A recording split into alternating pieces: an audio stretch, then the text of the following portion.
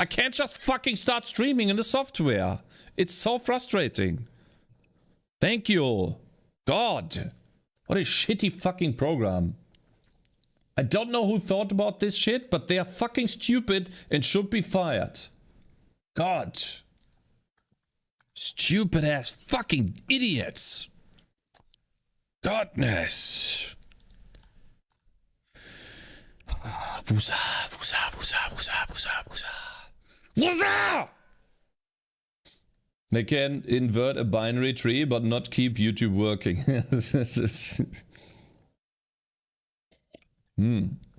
Anyways, I don't know who this guy is, but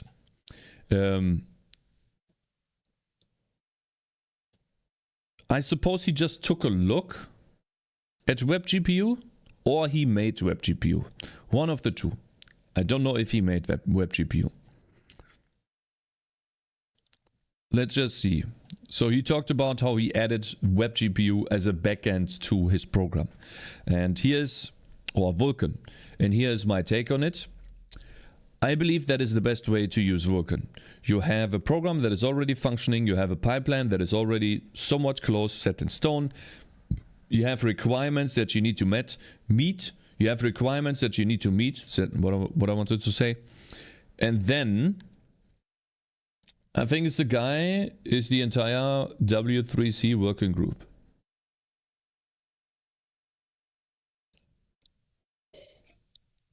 No way he made WebGPU. Anyway, so in my opinion, that is the best way to use Vulkan, because then you already have requirements and you can just program towards these requirements. If you don't know what you're gonna do, you end up rewriting a bunch of code and shifting a bunch of code from left to right. Unless you write your own wrappers, which gives you less control. Which is what's happened in WebGPU. Now for that backend, I used a helper library called VEC, which is supposed to make moving to Vulkan a little easier. For example, VEC handles the resource transitions for you, which you have to do yourself otherwise. Now, I thought VEC really hit the sweet spot in terms of being low level, but still help you out with some of the really small details. Because Vulkan wants you to lay out every single step of the graphics pipeline on a level that, frankly, I have no use or even understanding of. I think it's too much, man. Like, especially for indie developers. If you're thinking of making a game, just use OpenGL, man. Just use OpenGL. I've been using Vulkan for 2 years, more than 2 years, and it always got in the way. Like, rewriting OpenGL just takes too much time. And with VEC, I figured I had finally found the right level of low-levelness for myself, if you will. Now, the end result of that video series and Vulkan backend was okay-ish. I got the game running and looking mostly correct, but the performance really wasn't where it needed to be. Now, some of that was probably because of Basis's renderer and how it got in the way. It's mostly Vulkan, it's difficult. Modern graphics API. Yeah. Basis's renderer is not the most optimized thing ever, but some of the slowness was definitely coming from VEC itself. I knew even before I started that VEC was effectively abandoned by its original developers, and I got the feeling that I was pretty much on my own if I wanted to continue down that path. You can probably get a decent Vulkan renderer created using VEC if you put your back into it, but I kind of lost interest after a while. It's blabbering a bit, guys. Now, to be fair, the reason I didn't feel like perfecting my Vulkan renderer wasn't entirely Vulkan's or VEC's fault. I'm getting impatient. Instead, I had heard of a new graphics API on the horizon. Something that would fit right in the same sweet spot as VEC, but with the added benefit of being supported on even more this is what Redesign was talking about. Large companies working on it. In other words, it probably wouldn't have the same fate as VEC. So he is talking about WebGPU here. And that is actually, it seems like made by large companies. And so he's probably talking about how he's using it, right? Which could be the next section. What is WebGPU? All right, let's see. What is it? That something was WebGPU. So what is WebGPU? Well, make a game in the browser and on the computer. Is a new graphics API, primarily built for the web and browsers. Yeah. If you aren't interested in writing web or browser games or apps, don't leave. I promise this gets really cool. It's for the computer and the web. WebGL API is the web version of OpenGL. Then Thank you very much for WebGPU following. is the web version of Vulkan. And WebGPU was designed to be easily usable from... Wait. OpenGL is a nightmare when you actually release a game, because all of the different driver issues. Vulkan cannot try to solve it.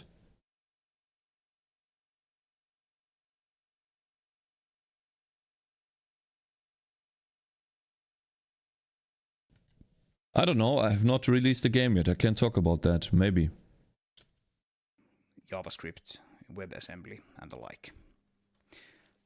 But it was also designed from the start to be easily usable from native apps. Yeah, not computer just from apps. the browser. Yeah. And the use of WebGPU in native apps is what we're going to be talking about today. So for the rest of the video, I'm going to mostly forget that it exists in the browsers, as I don't work in that space. Now, as a small disclaimer, the WebGPU isn't final yet. But as far as I know, it's nearing completion, and in fact it's enabled by default in recent versions of Chrome and other browsers. For example, some function pointers are named differently on for some vendors, and you need to load fallbacks. Oh, I already saw that in one person trying out my video series about OpenGL. Yeah. Some platforms will follow soon. Anyway, let's turn our attention to the native. Have we reached Sebastian Long? Have we watched? Oh, I watched. No, we have not watched the Atmosphere video yet. No, Rafi. Side now. So to use WebGPU in, say, a Windows game, you include it in your project as a library. Yeah. Oh man, like this is what I liked about J so much, man. It was all part of J. So why would we want to use something like this? Well, WebGPU sits on top of existing APIs, such as Vulkan or Metal or Direct3D 12. And there are, in my opinion, at least two reasons why one might want to use it instead of using the aforementioned APIs directly. Why? The first one is that WebGPU has an easier API. Writing Vulkan in particular is really difficult. And the other two is perhaps a little easier, at least in my opinion. But writing effective Vulkan code can be really, really I don't tricky. see how you combine that OpenGL code and Vulkan code together. I don't think that works.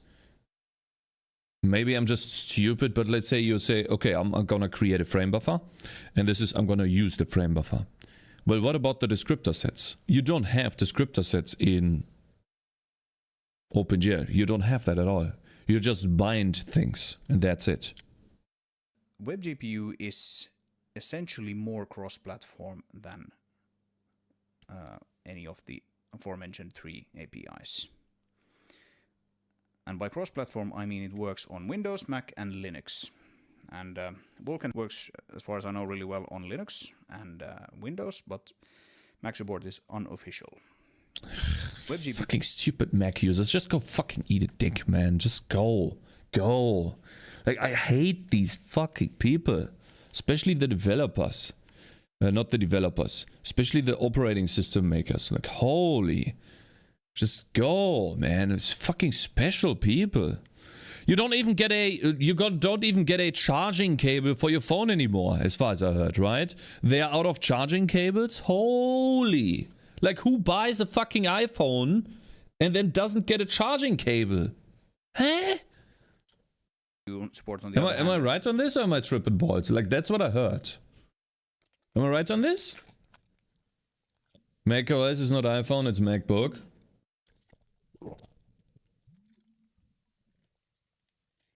Pixel art games would sell more on Mac. So the 0.001% of games that sell on Mac would sell more if they are pixel art games. So I could get like 2 more copies if I make a pixel art game than if I'm not making one.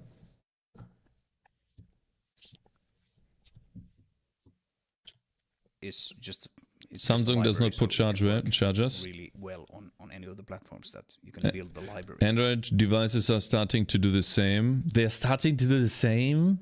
Holy. Really? Why? Why would anyone buy a phone like? Why are people so dumb? I would return the phone immediately and say, no, I'm gonna get a fucking charger or I'm not buying the phone. Like, why would anyone accept that? How can people be so stupid? Oh my god. One way to think about what the fuck, man? Is like this. How do you let this do to you? How do you let these guys do that to yourself? How did we get here even? It's like, because of Mac? Okay. That's why I bought a Chinese phone, yeah. Android is not Samsung. There are many other manufacturers that still keep the charger. Yeah, and then you should buy it from those manufacturers. I can understand that some people might have too many chargers and they're like, okay, fine, I'll buy a phone. I don't need another charger. I agree, you know. So I could see a need there, but still. The other low-level APIs, modern APIs in your app.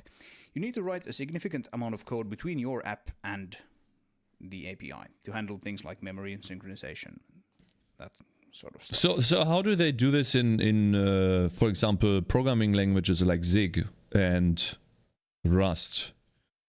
They must be using Metal as well, right? It's probably C code, or maybe some other code, or it's probably C code that uses Metal, right? Am I wrong? It's same for Zig.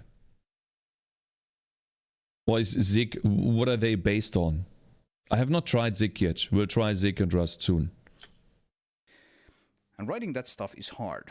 If you aren't willing to spend a lot of time on it, you might want to have someone experienced do that for you. And you could consider WebGPU to be such a layer as an extra bonus. Fine, let me see. Like, I'm usually against libraries, but this sounds really promising, and to me it looks like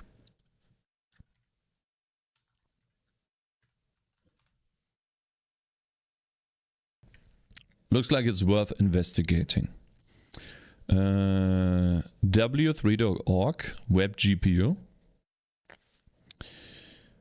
Latest published version. How do we get this?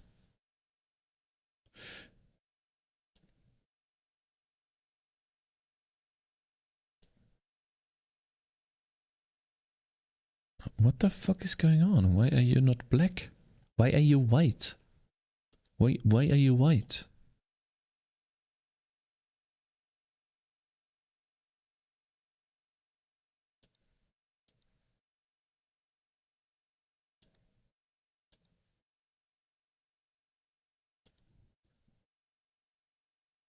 Hey?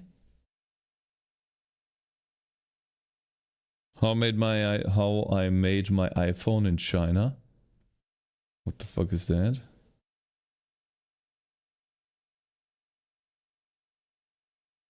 What the hell? Yeah, let's not get this too distracted, but yeah. Latest published version over here. I don't know why it keeps going white and black. It's really annoying. Abstract. Yeah.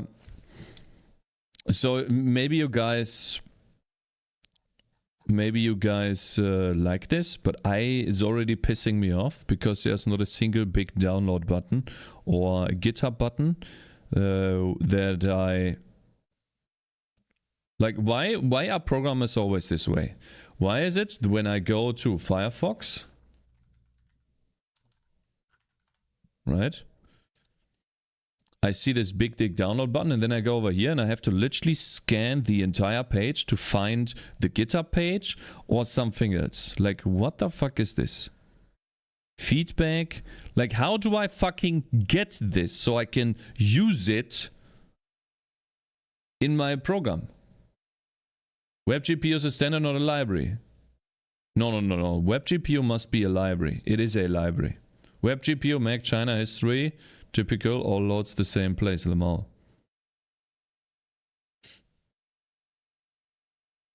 Look for WebGPU for the lib. Look for WebGPU. WGPU. Aha, okay, WGPU. Wait, then this guy is not using WebGPU, he's using WGPU.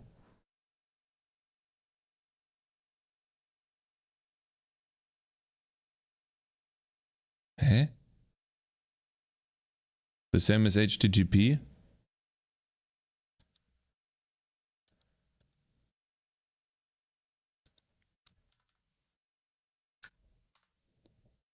WGPU is Rust GPU native equals C++. It's not a library, there are multiple libraries that implement it. So what is he using then? Like that's what is he using WGPU?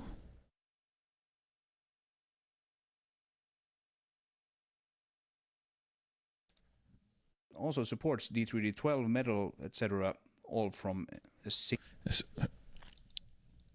Louder, please. Direct3 D12. Now that something was WebGPU. So what is WebGPU? Yeah. WebGPU is a new graphics API, primarily built for the web and browsers. But if you aren't interested in writing web or browser games or apps, don't leave. I promise this gets really cool. He says it's a new API. He says it is an API. It is. He says it's not a.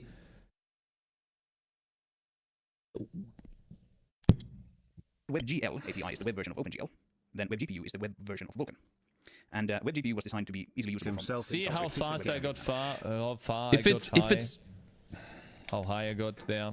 If it's a way of thinking, how is he advertising as an API? If it's not something. But it was also designed from the start to be easily usable from native apps, not just from the browser. No! I can't download WebGPU! And the use of WebGPU in native apps is what we're going to be talking about today.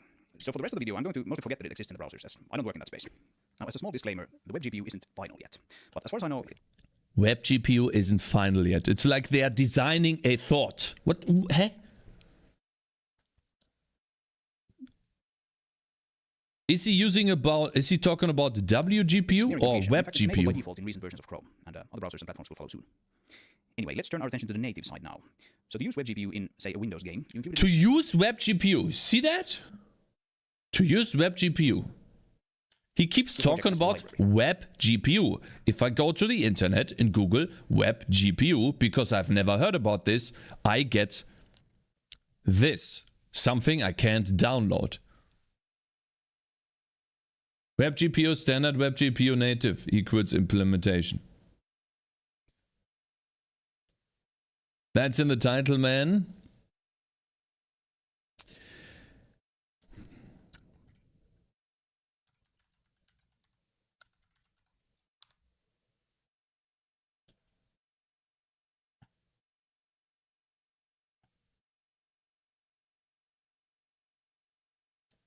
How do I download this? What I wanted to see is if it is a CMake file, which it is.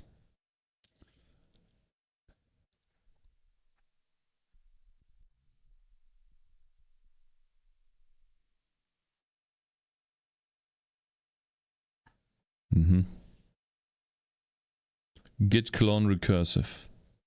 Examples. Existing repositories. Building for native with Dawn. Linux. Where's Windows? Why is Linux the first one? Supported platforms Linux? It's only working on Linux? What is this shit? Let me try WebGPU native. Huh? Why would anyone support Linux first? Don't they understand that Windows is the main platform for games? Bindings? Rust wrapper?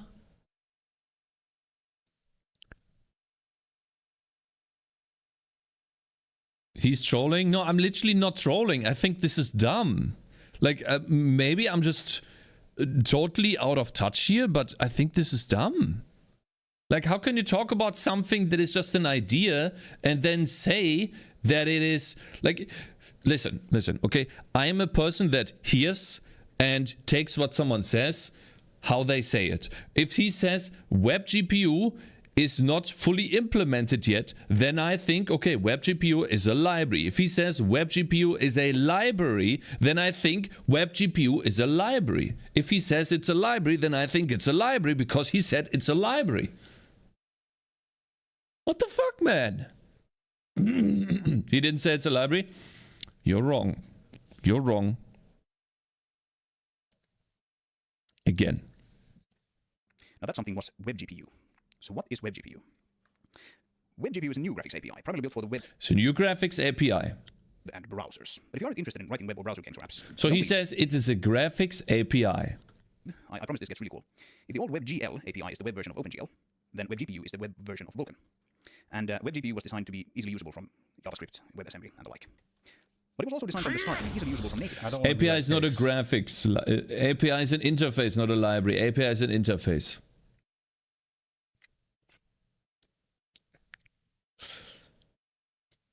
Okay, so there might be an English barrier here because I always thought that API means... Okay, so API is an interface. I don't know anything. So it's like LSP where you need to have a language server and client to implement LSP.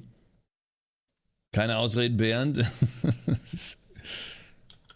Not just from the browser. And the use of WebGPU in native apps is what we're going to be talking about today.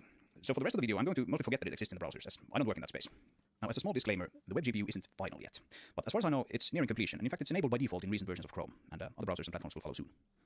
Anyway, let's turn our attention to the native side now. So to use WebGPU in, say, a Windows game, you include it in your project as a library.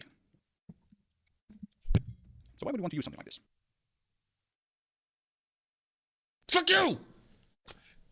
To use it in your project as a library. See, that is what I mean. If you have never heard about this, and he says WebGPU, you use it as a library, boom. See, that is why I thought it's a library. It's something you can download, okay? Well, WebGPU sits on top of existing APIs, such as Vulkan, or Metal, or Direct3D 12. And there are, in my opinion, at least two reasons why one might want to use it instead of using the aforementioned APIs directly. The first one is that WebGPU has an easier API. Writing Vulkan, in particular, is really difficult. And the other two is perhaps a little... Anyways, man. But writing effective Vulkan code can be really, really tricky. The other reason is that WebGPU... So, no, what he should have said is the following. WebGPU is an interface. Or let's say API, because people understand API. I don't understand it, but now I do. And in order to use it, there are implementations that you can download. Okay? And those are the libraries. For example, there are implementations for C++, for Rust, for whatever. Okay, I'll talk him and make sure he will correct this in a video. Yeah, true. Yeah, he has to correct it for the dumb people. is essentially... No, this is the reason why always when I do something new, at least for my case, people assume many things, and it makes it very difficult to get started. Platform than any of the... Yeah, anyways.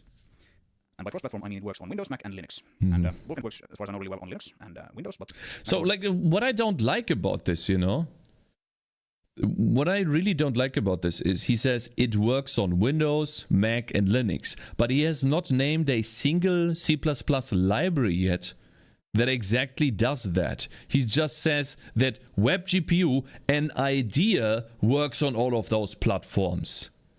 In a happy world. An API that is not finished yet. Like, how can you say that when you don't have an example given? Where you say, this one is what I'm using, and it works on this, this, and this. Because if you don't give a library or an example for C++ or whatever, then how can you say that?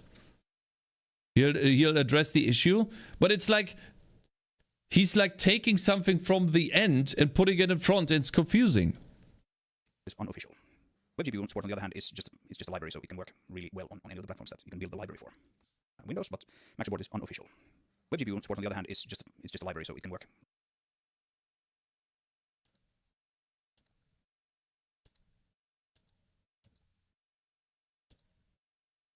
As far as I know, really well on Linux and Windows, but Mac support is unofficial. WebGPU support, on the other hand, is just a library, so it can work. WebGPU something is just a library.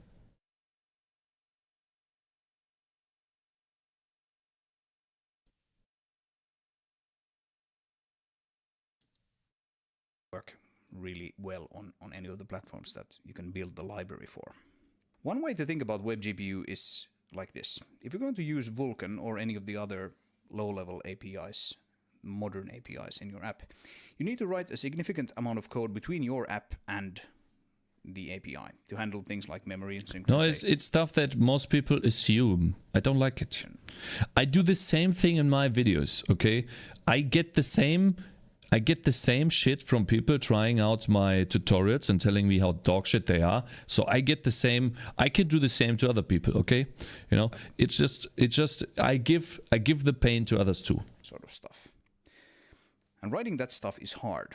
If you aren't willing to spend a lot of time on it, isn't it for browsers? You might want to have someone experienced do that for you. Like, so the idea, as far as I understand now, after talking to Chet, and I really appreciate DGOT Live for, you know, sticking with me, because I know it's difficult. You know, I behave like a baby sometimes, but I guess the way this works is the following: you have an interface, so basically a bunch of functions, right? That is an interface, or let's say a bunch of structures and constructs that are supposed to be unified or uniform across all platforms. So if you call let's say a draw quad function, that function can be called on native apps, aka apps on the computer, browser apps, apps on Linux, Mac, whatnot. Like, it is an API designed to give you an interface so that if you use this function, you know that it will work on those platforms. That's what web GPU, it's an idea of an interface. And the reason why it's not finished is because these backends, like, you know, the browser and stuff like that, Metal and Vulkan, they change. And they're trying to find a good interface, and that interface usually changes a lot because of different requirements. And you tried something, it doesn't work, you have to remove it. So it's basically like a header file, right? If you're thinking about C++, it's a header file, and that defines the functions, and you have to implement them. And the header file changes sometimes, you know. That's the idea. So web GPU is that idea, or that header file, and then implementations of that header file could be WGPU apparently, which is a library for I don't know, but there's a Windows release, web GPU native releases, and then you have another one here, web GPU headers. Let's see here. What is this? WebGPU.h. So it looks like it is this one, right? How many lines of code is that? WebGPU query set implementation. Oh my god. Instance implement. Device. Compute pipeline. It is still quite low level if we're talking about a compute pipeline. Interesting. Group entry blend component. Huh, interesting. Struct blend component. What does it have? A blend operation, factor and factor. Source destination factor. Is there an extended one for color too, or do you use two blend components then? Like OpenGL, you got the function prototypes. You need to load the actual pointers to the implementations. Baby cakes. Oh man.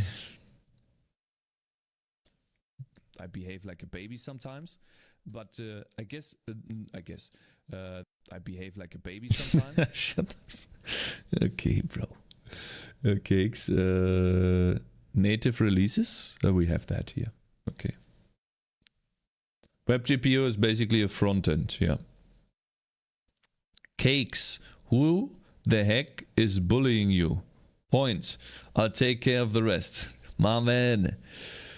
Oh, this one looks really cool. So that is the header file, huh? It's not that big though.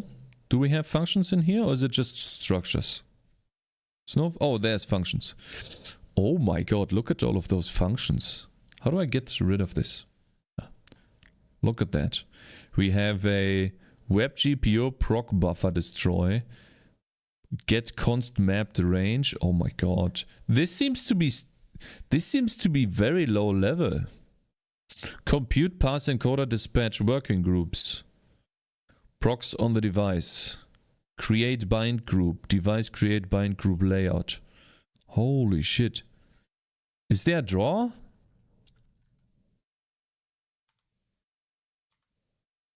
Max draw count? Render pass descriptor max draw count?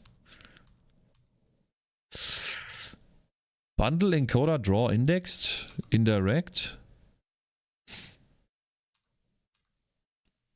What is with these namings? Render pass encoder draw. Bundle encoder. Render pass encoder. It's more complex than OpenGL, but not as annoying as Vulkan. Same level as GL, VK, DX. OpenGL seems to be a lot easier. How is it baby baby? How is baby formed? How is baby formed? How get cakes pregnant? Shut the fuck. What am I reading, man? What is that? Oh, man. But guys, again, I appreciate the help. Now I understand. So basically it is a header file and we have to implement all of those, you know, functions and use those structures to call these functions. It is quite a few functions, actually. Basically, holy shit. How many functions is that? Like 500, 600 functions? Wow. No, actually, 1,300 to 600. It's about 300 functions maybe you have to implement if you want to support this API, aka this interface. And there is a WebGPU native release, which is version 0.18. Ooh, so that is for C++, huh? I would assume. Is this for C++?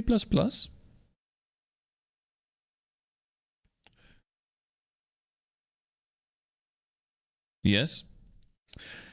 So this is the latest version, which is a very, very, very early version. This is WGPU. WGPU native. Okay, so that is what you guys told me, or I think Reticide told me about. This version right here, or this library right here, is the one you should be using. And the macOS build targets, the macOS builds target is the macOS 10.13, High Sierra and up. Linux builds are built on Alma Linux 8. And I would assume that Windows just works. If you're familiar with DirectX 12 or Vulkan function structs used in WebGPU are fairly familiar and intuitive. Really? Well, I think we should use WGPU one time and see how it goes. I would like to use WGPU to create an app that runs on the browser as well. We could maybe follow a tutorial. WGPU native is Rust. So this is Rust. It's not actually C++. I see.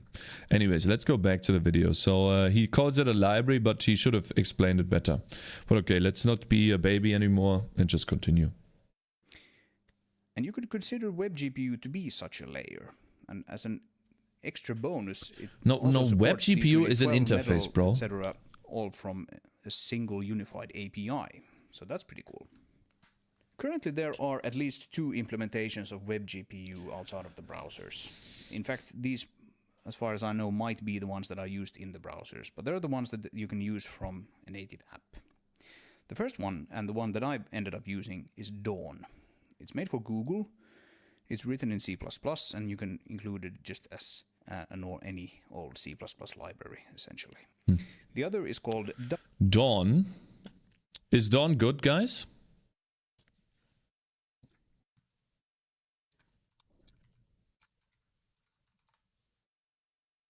Git at Google.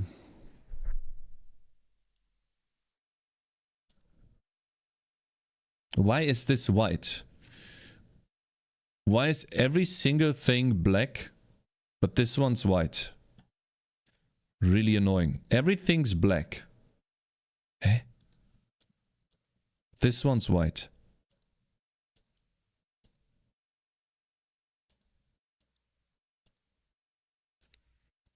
Brother Herb.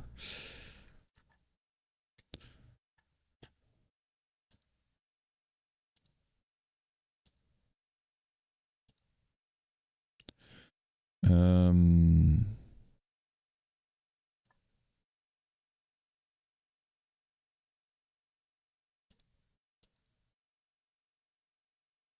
um,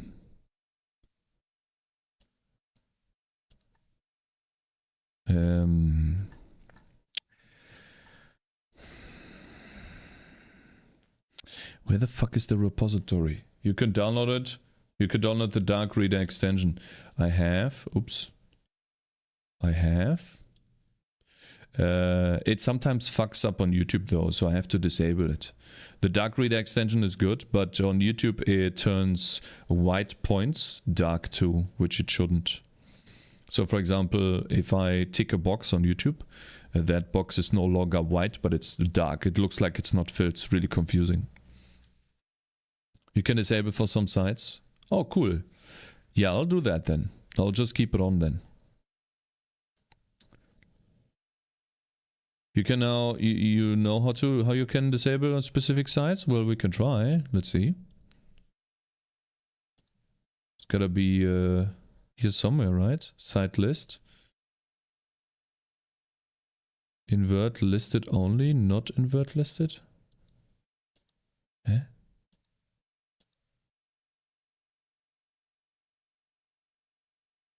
At the top? This one? What does that mean? Just click the site and then invert. So it's not happening here. It's now not doing it, right? It's on or off? Well, is it on or off?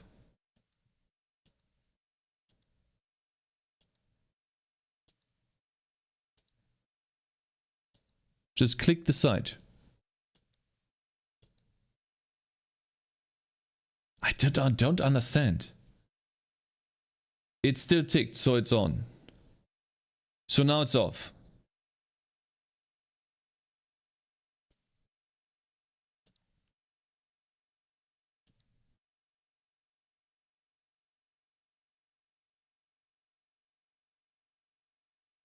You are painful to watch sometimes.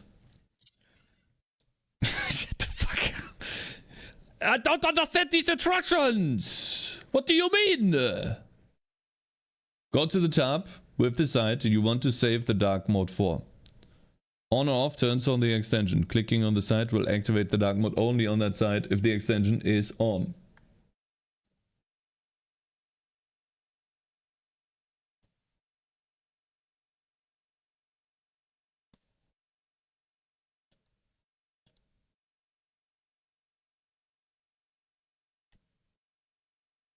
Is it on or off now?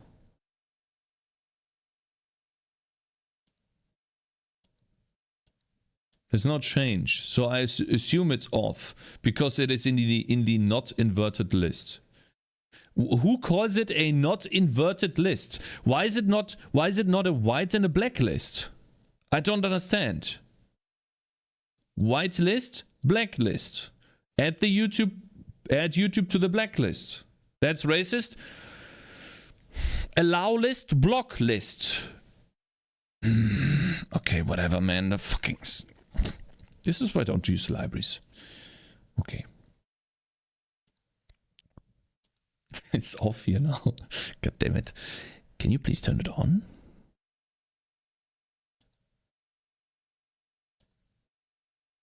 Guys. This is dog shit. Now it's off here. Stop using those top left. Just click the top right box. Left is on to disable for a specific site.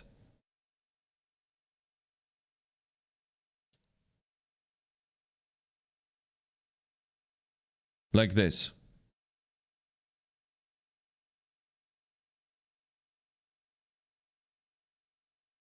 I can do it like this. Yes, finally. But this is only for a specific site.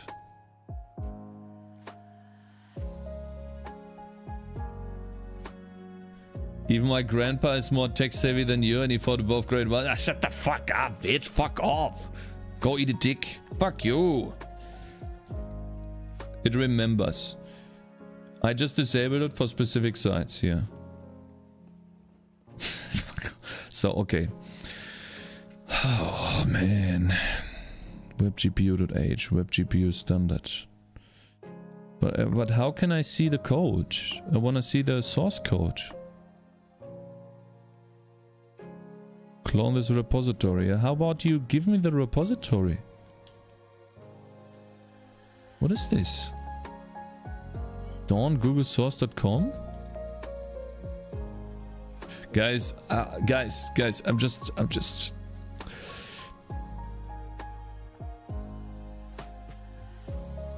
What is this? You can be the source by clicking a branch. 6 minutes ago, main? Why is this so dumb? Why is this so bad? Like, what happened? Look at all of those files. Python file? I thought it's a C++ code. Include?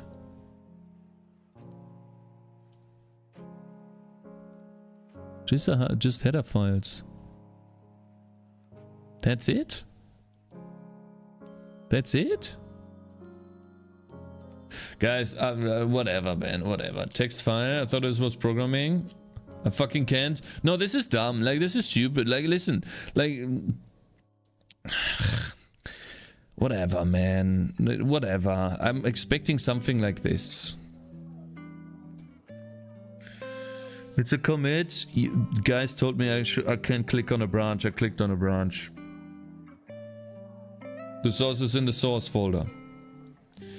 Whatever, man. Whatever, dude. It's fine. I guess it's fine. It's a typical bloated Google library. Branches are on the left.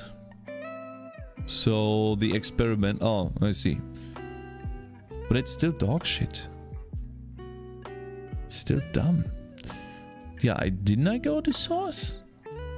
Holy shit, so many things. Platform? Dawn platform? Dawn? Metrics? What about the Windows platform?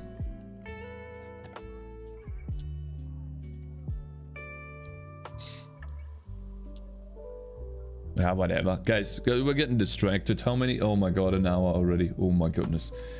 We're already on an hour. Oh god. I literally turned a fucking... I turned a 30-minute video 7 minutes into an hour. Oh my god. You didn't? The source is in the source folder? Wasn't a branch, goddammit? Guys, it's fine.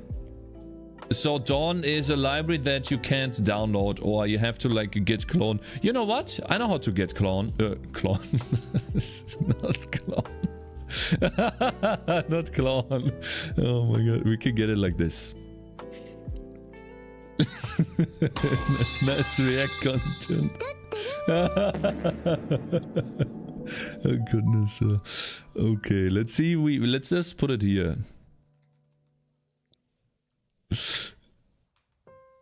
Cloning into Dawn. How long does it take? Hopefully it's not that big. Guys, I have some food here from yesterday. I made that for my wife, but she didn't eat it. Kinda wanna eat it now. It's smelling really good.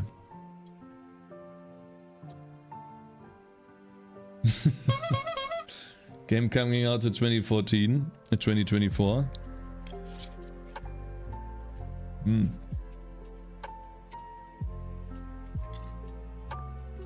You change position again? Yeah. Good morning, people. Good morning, Fix. One bowl, one clown. Fuck you.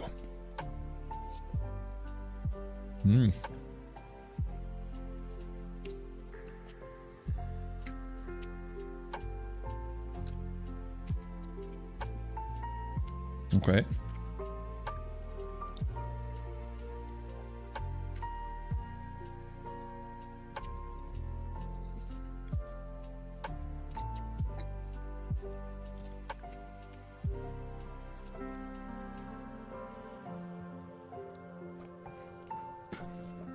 Ow. Fuck. I hate that. Will you have real food after this? Actually, I will. Yeah, I will have, you know, these drumsticks from chickens. I will make these in a frying pan. I will make these golden brown, and then I will put them in the oven to finish them off. Really delicious. I'll put like salt and pepper and paprika on these. Cool, is that vegan? Yeah, that's vegan, 100%. Yeah. Like vegan chicken. The chicken ate a lot of grass. 100%. Okay, now that is done, we should have a dawn folder here.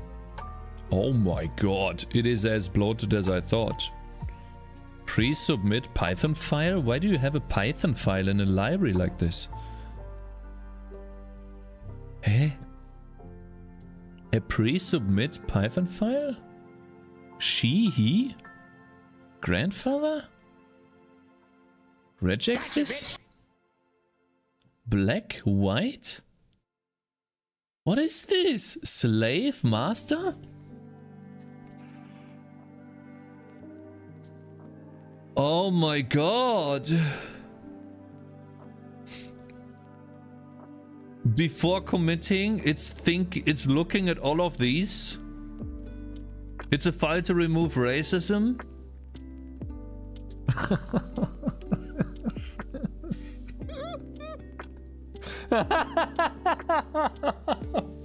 Oh my god. Oh my god. That's Google's racism file. Well, then let's make that bigger. Oh my god. We found Google's racism file, boys. There it is. Black, white.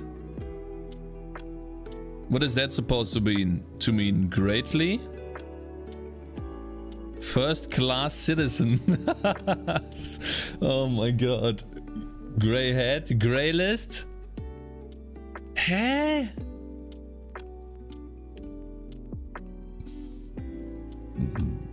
A grey hat, master, slave, him, his. By the way, the \b, what is that again? Is it supposed to be that exactly? Word boundary, so him, his, she, her, guys, hers, man, woman, she, he. The exact term, woman, is not supposed to be in the repository. Oh my god.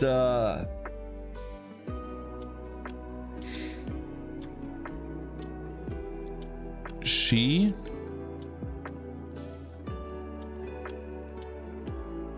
Grandfather?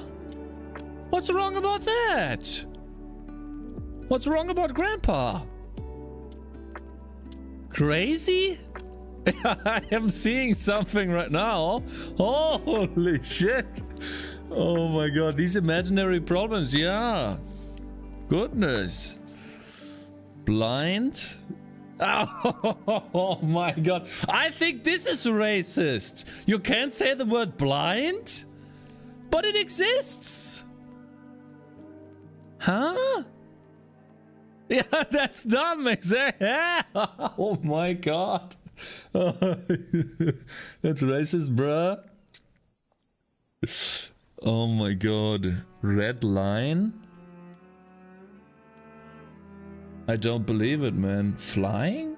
Blind? Insane? Can't say dummy, guess you can't work for Google anymore. Yeah. Sorry, what is this part of? This is part of a library that is supposed to be for web development, or we were talking about web GPU earlier, which is like an interface that allows you to use that interface and then program your or use your program cross-platform, like on the web and natively on your computer. You know, Windows, Linux, Mac, all of that. That is the idea. And this is an implementation of that idea. So basically they gave a header file, they define a header file, and this, they call it Dawn, is an implementation of that header file. And as part of that implementation, the code, they have a non-inclusive regex list where they exclude certain words from the code. I would assume it's from the code. So you cannot have grandfather in your code, because that's racist.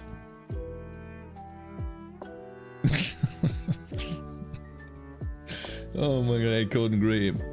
Bob said woman, I'm calling the HR department. Yeah.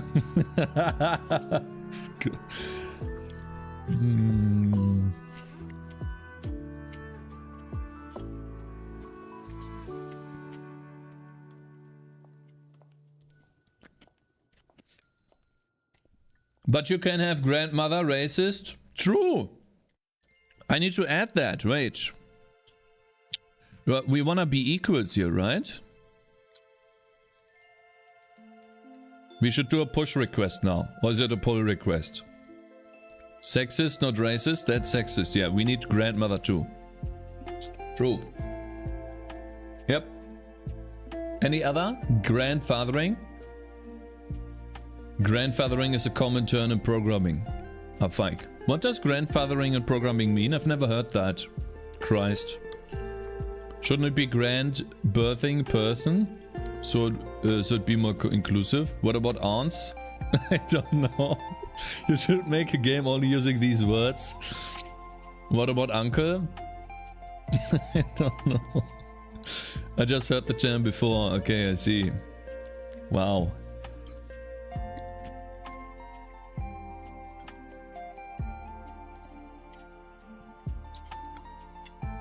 What about human? Crippled? Holy shit, man. For every one in the list, append lint filters. Check non-inclusive language. Checks the files for non-inclusive language. Affected files. For every affected file, line number +1. If the regex is in the list, match the regex. Found a non-inclusive language. Uh-oh. Oh no. We found the language, boys. Non-inclusive language found. Matches. Uh-oh. What then? What happens? Oh, so they just found it and they are outputting it as a warning.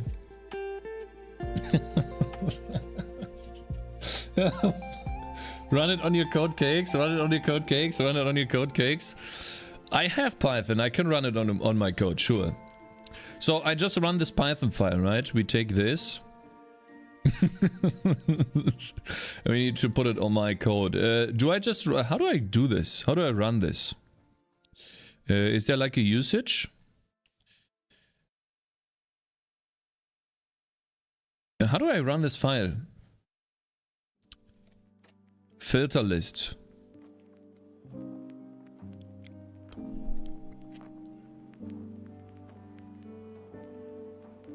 There's gotta be a function that I need to call. Might need a file path, yeah.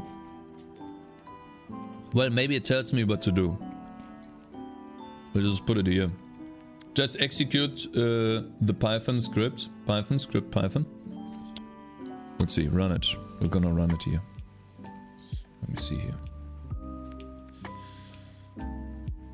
Python. We gotta have it soon. Fuck, oh my god. What is it called again? Pre-submit. Yeah, I think I'm not...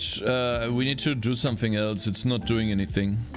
It's just... there's no function that we call here.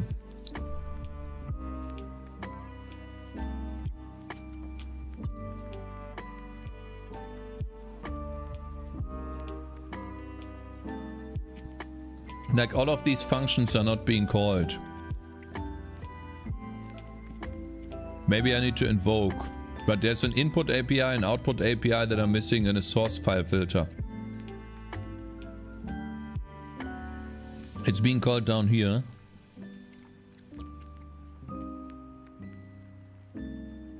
And this is being called here. And this is being called here. But it needs an input API, output API. Where do these come from?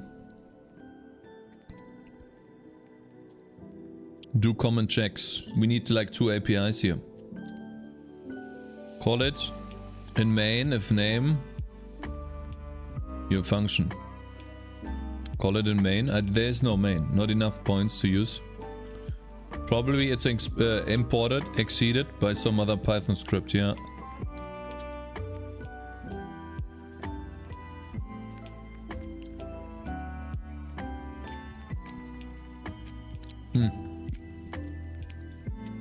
Is this still the same? Maybe. Yeah, thank you very much for subscribing, bro. Maybe I missed one. Ah, pre-submit, go pre-submit support. Maybe this one. Maybe it's actually this one.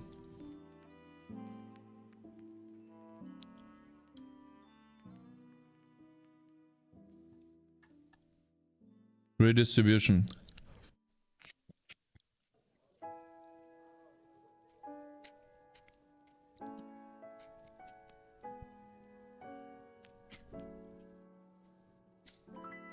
Go.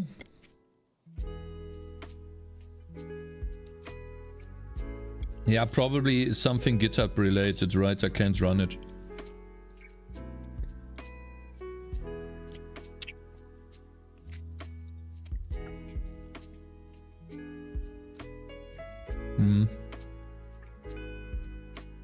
I can't run it. I can't fill this in. Go run tests, yeah. Read the Firefox source code.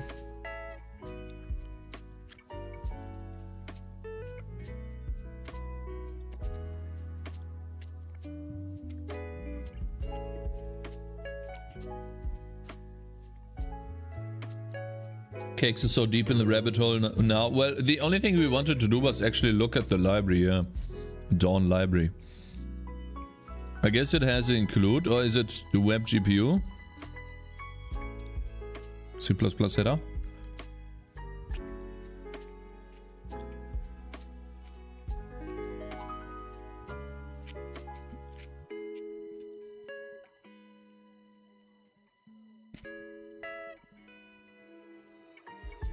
Yikes.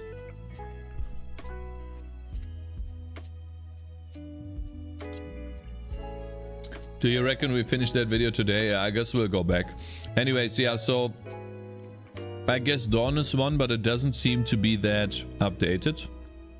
Let's just finish the video. This all started with this video. It's all this guy's fault here. No, not this guy's. Where's the video? Let's just continue with the video. WGPU native, and as far as I know, it has some kind of affiliation with Mozilla, but I'm not 100% sure. I haven't actually used this myself. It's written in Rust, but as far as I know, it can be used from essentially any programming language that can communicate with C, because it has a C API. Both of them are open source and they're free to use, and both implementations have C APIs. So they can essentially be used from any language with a little bit of work. As I mentioned, I've only used Dawn, so keep in mind that I might not know what I'm talking about when it comes to the other options. And by the time you're watching this, maybe there are even more implementations of WebGPU available. And while we're at it, also as I mentioned earlier, keep in mind that WebGPU isn't finalized, and there's bound to be some API differences between the implementations. Not that updated, last changed 9 minutes ago. API differences between well, you could have been lucky. And WGPU native right now. So basically, if you write WebGPU code today, the day this video is recorded, there's a reasonable chance you might have to change some of it later.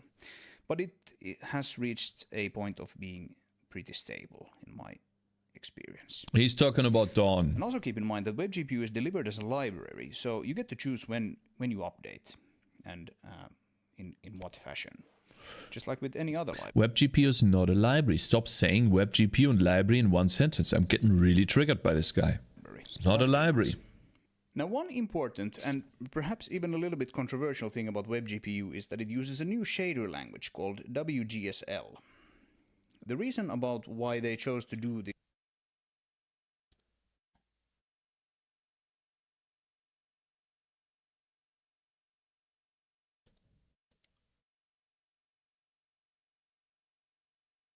I didn't do something like that, man.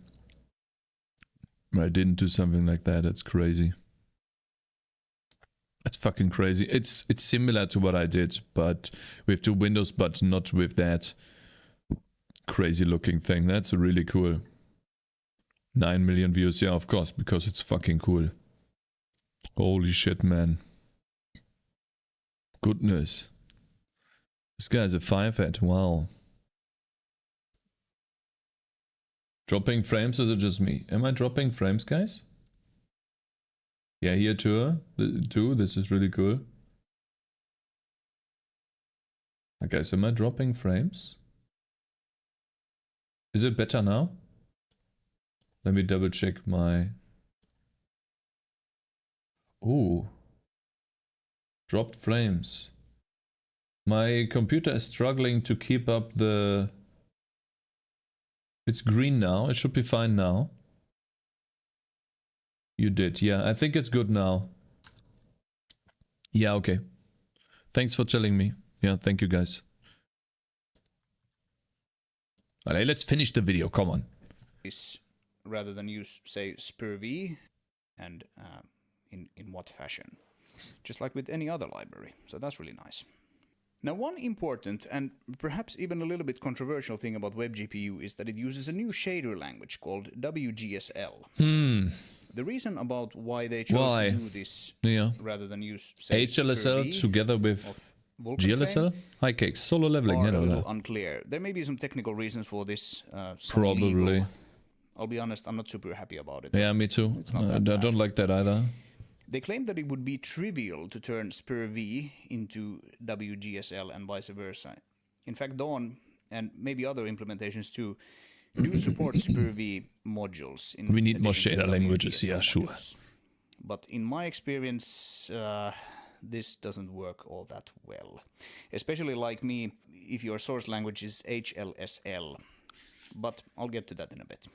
Now, WGSL as a language is okay, I guess. It's a little Rust-like or perhaps Zig-like. It used to have a lot of weird non-standard The Windows GL isn't that bad. People working on it have responded to feedback pretty well. And it's the stupid app people pushing it. If you know any other shading language. Yeah, I mean, they buy phones without chargers too. WGSL. So I use a compiler or transpiler. They spend fucking $1,000 on a fucking phone. Web GPU Rust toolchain. Idiots. To turn my SPIR-V into WGSL offline. This way I can massage it a little bit before it goes into the game data if needed. So let's look at the transformation flow that my shaders have to go through to be usable from WebGPU. We start with HLSL, and we feed that to GLSlang. That was the famous explosion. GLSlang validator turns it into SPIR-V, the IR or intermediate representation that Vulkan expects. And this is the exact SPIR-V that we fed to the Vulkan backend earlier. SPIR-V is just a bunch of numbers, and you can pass those numbers to find out what type of objects you have in your shader. It's actually quite cool. But apparently only Vulkan expects that. Which turns it into WGSL. This WGSL can then be fed to the WebGPU runtime. The thing is, you take HLSL, you turn that into SPIR-V, then you turn that into WGSL, which is their own defined language, and then you turn that back into probably SPIR-V, because Vulkan expects SPIR-V. I'm pretty sure that's what they do. And then Vulkan sends it to the GPU.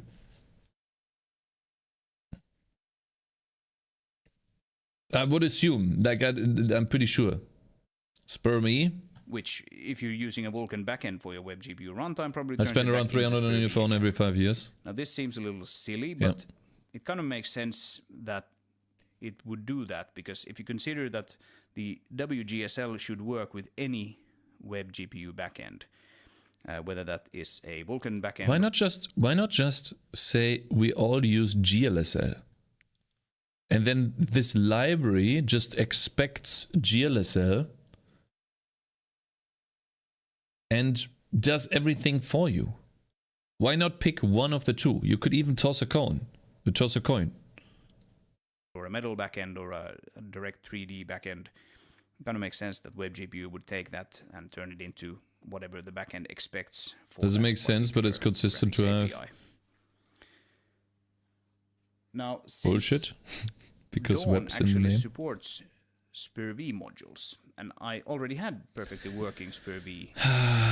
Okay, I mean, I figured I would just pass the SPIR-V to turn out all major, and it seems row major. okay, guys, like, okay, but shader transformation, this is not that important, really. So basically you have to transform your Try shader. to pass SPIR-V containing row major file, which is a JSON file, and it has a bunch of entry points. We have a WGSL section here, and we specify vertex and a frag to This is what you can see in Vulkan. This is the disassembly of a Vulkan shader. You can see to the left here, there is using the percentage, it's basically the names. This is a float 1, float 0, float 1, a sampler. And then it tells you the type of name it is. And these are basically the names. And you can then see that it's used here. It's really cool. Like, take this one, understanding this one took a long time.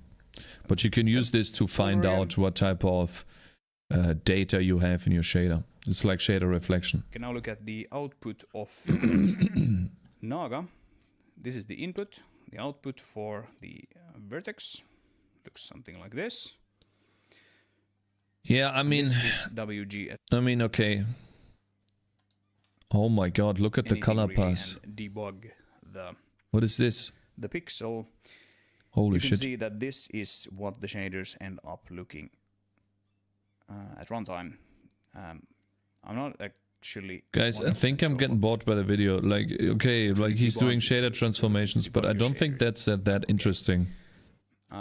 First of all, there's this very nice blog post by this this person, Andy. I'm not sure of their real name, but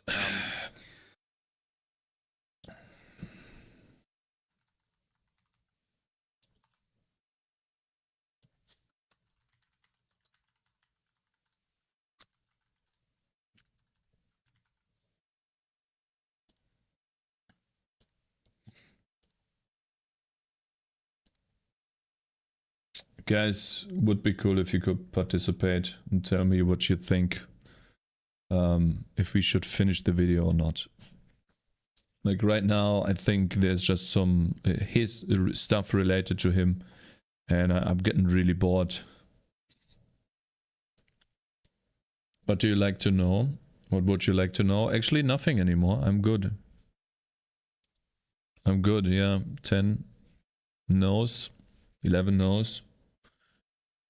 Oh wait, someone else wants to know something? Window 3D scene, skim through. I guess we can skim through, yeah. Thank you guys, yeah. I think you guys think the same as me. It is a nice journey, but there seems to be not much more information I think about... documentation B.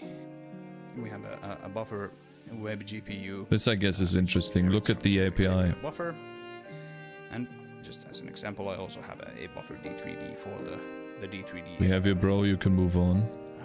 Buffer. But the web GPU buffer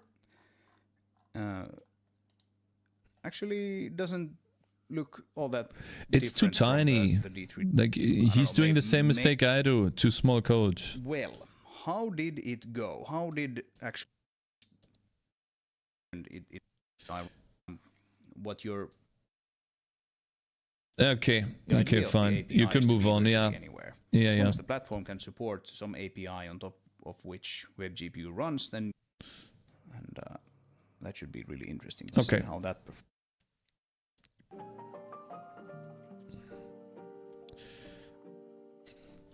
I mean, we got some great information on Google here. We got some good stuff, yeah. Hers, woman. Guys, if you go into a Google interview, don't you dare say woman. Be careful. Okay? You can't do that.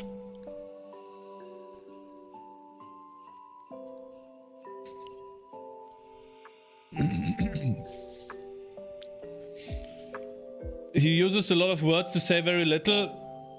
Yeah, unfortunately, it's like an essay. It's like, oh, goodness.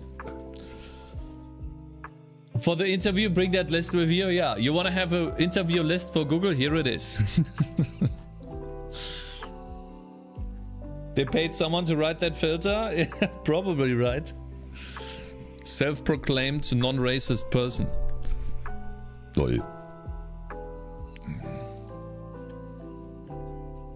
So one person said yes, by the way. I wonder who it was. Probably collector of stuff to be a contrarian.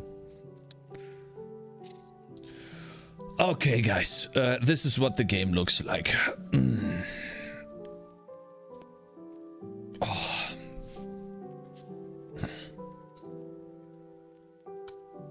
Let's do some game programming. So what I wanted to do yesterday, which we didn't manage to finish. You must have some opposition in democracy. If that's a woman or man, tangerine, you're getting cancelled. Yeah. The reason why I'm using tangerines is so that I don't have to use woman or man. You know, I could just use tangerine. It's a tangerine.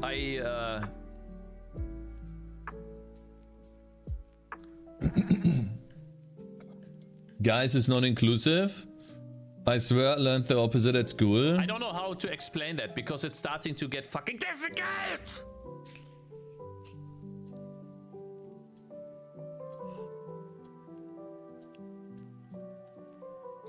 Ah, okay, so the idea is the following. We have our dude in the middle.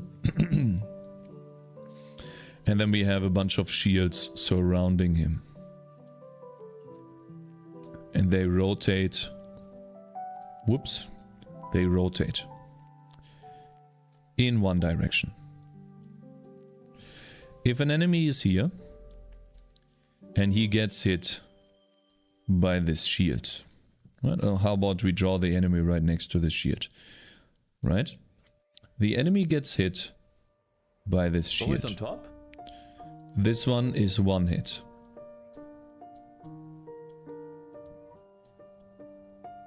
That's one. Now, if this shield comes in, rotates, that should be a second hit. No, I need a W, you know? I need a big... I need a big fat...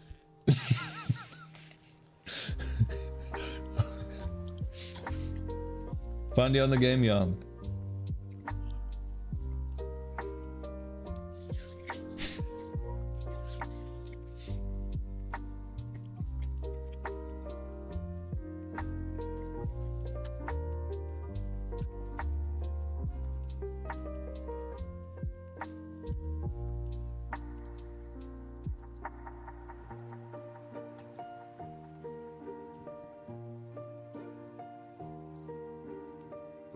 At the king from Clash Royale.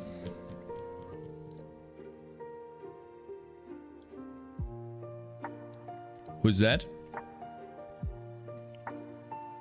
So a UID is an int, 2 ints. It's 2 ints. So let's say that is 8 bytes is a UID. And we multiply that by 100. That is 800 bytes. And then we multiply that by 20, which is 16,000 bytes. for one active ability.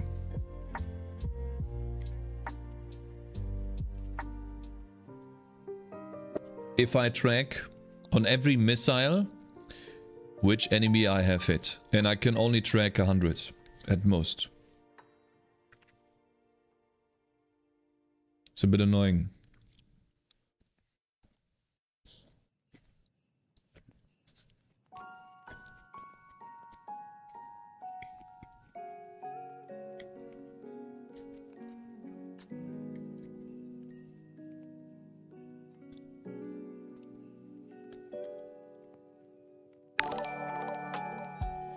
How do I do this? DJ, thank you very much for subscribing. Make it smaller and treat it as a circular buffer. Probably good enough.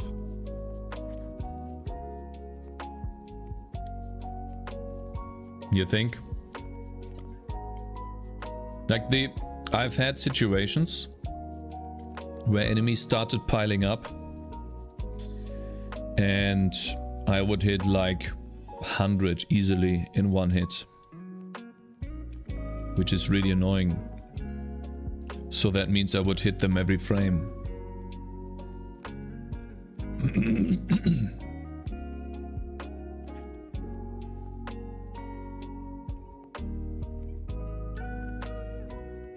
The easiest way, which I can't do it that way, is to turn enemies invincible once they are being hit. But that's bad, because if I turn them invincible, then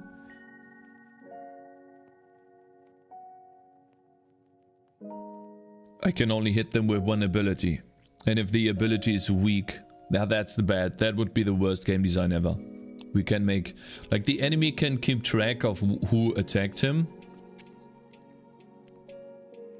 Maybe it should be the other way around. The enemy keeps track of who attacked him.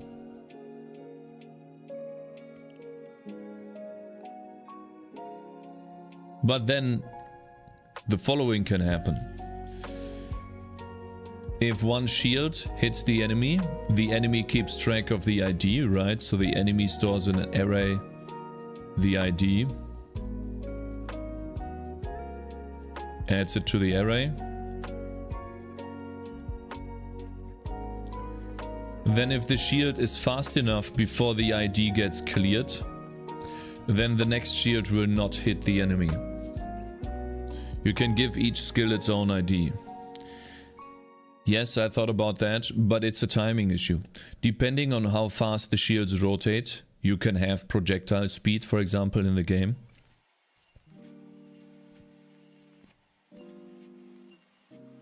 That's not a good idea, a skill issue. So, because then the projectiles can be fast enough to get to the enemy, the shield can rotate fast enough to get to this enemy before the ID gets cleared. And then it's a timing issue. How fast do you clear this ID? If you clear this ID too fast, then this shield can hit the enemy twice. Which in my opinion it should not. Am I so out of touch? No. Magicware just subscribed. Big tick support for 1 year. Thank you, man. I appreciate it. Thank you very much for the support, bro. I really appreciate it. Magic. Thank you.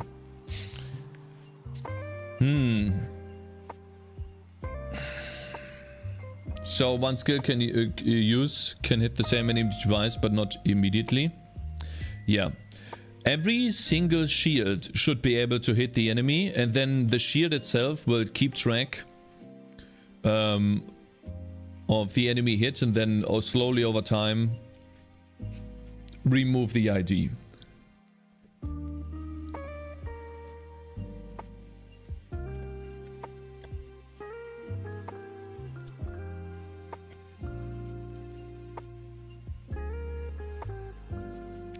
You can clear it once the enemy is not colliding with it anymore. Dude, you're smart. That's actually true.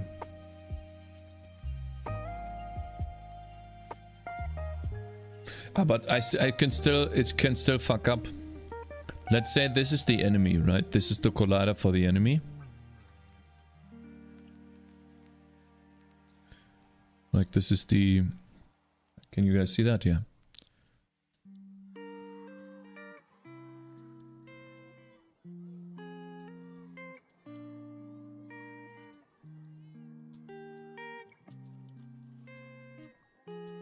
This is the enemy collider. And then we have the shields here.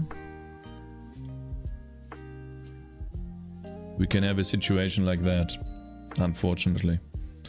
And the shield colliders would be circuits.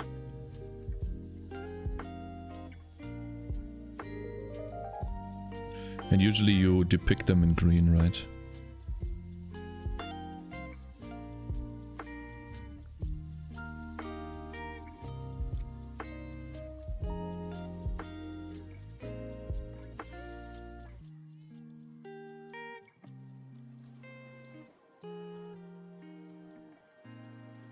And then what do we do here?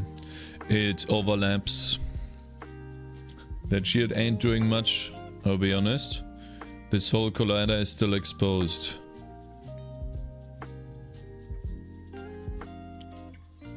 You can check for the collision with the specific ID, not all colliders as a whole.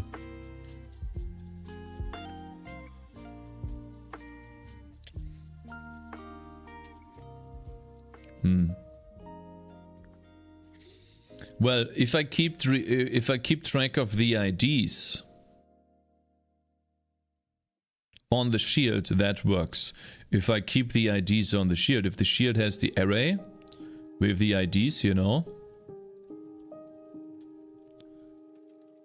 then that works. If I keep it on the enemy, then it doesn't work. If the enemy has the array, then the only information I have is this attack is from a certain person. That doesn't work. Track the last frame collision, and only if it's changed, it's a new collision. Or an exit maybe. The last frame's collision.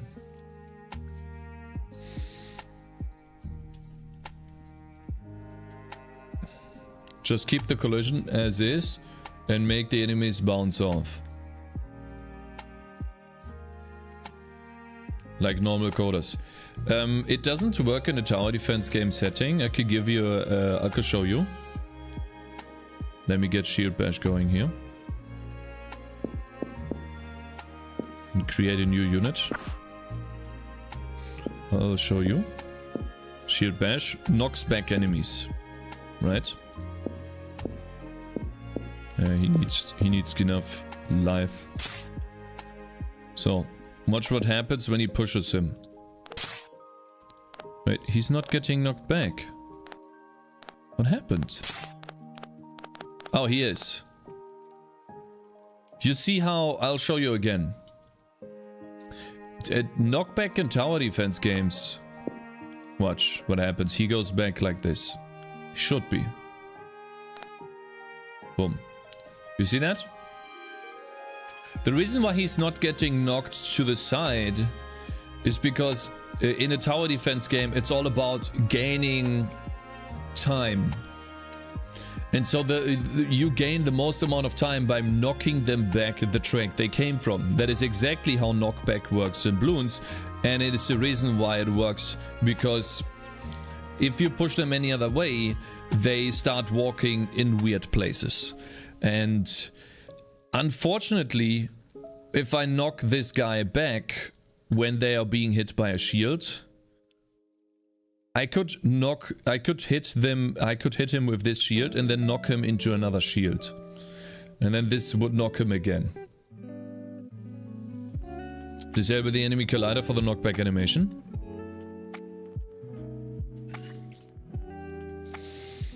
I think the best way is to keep the ID, to keep this array, and then just for each missile check if we are colliding. If not, then we clear the ID. So basically, we'll put a hit target of 20 on the missile, so it's not 100. And then each missile will just keep track of their collisions. So for example, we go through all the enemies for each missile, and we don't look at the hit targets for the entire ability, but for the missile. And if the missile has already hit the unit and they are colliding, so first they need to collide, and let's see, Wait.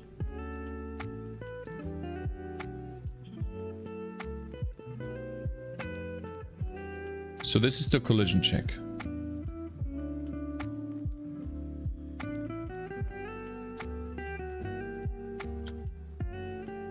They are colliding. Hey Zend, my man. Good morning. Hi Cake Lovers, hope everything is doing well today. Yeah, we're doing well today. It's a good day. True. Hope you're doing good too.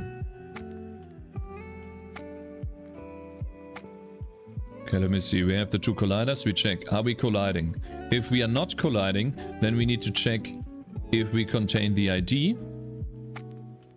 Then we need to remove that ID.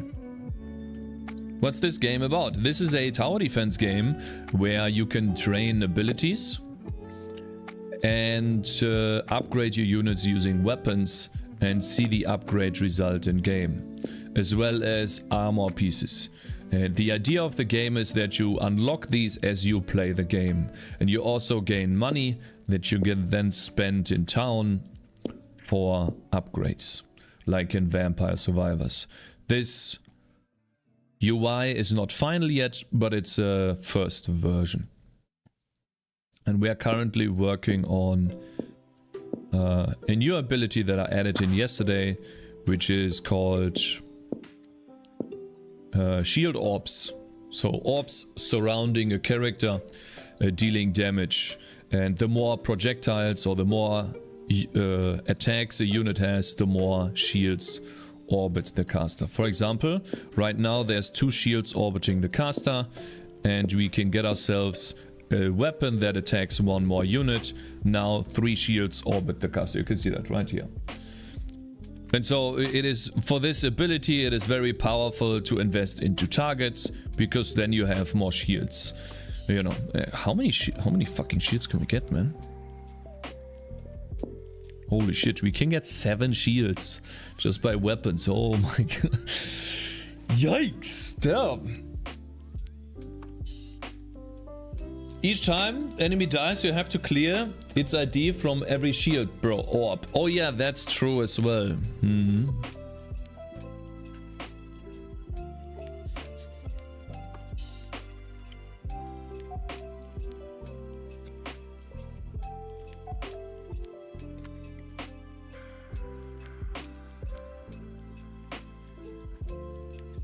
Some sort of ring buffer makes more sense. How long have you been working on this game? About 2 years, a little bit over 2 years now. And I'm currently in the process of focusing on gameplay. The first 1.5 years was spent on the engine. Making the engine, like giving me a tool to develop the engine. Yeah, like for example an editor like this. And stuff. Looks good. Thank you. Appreciate it.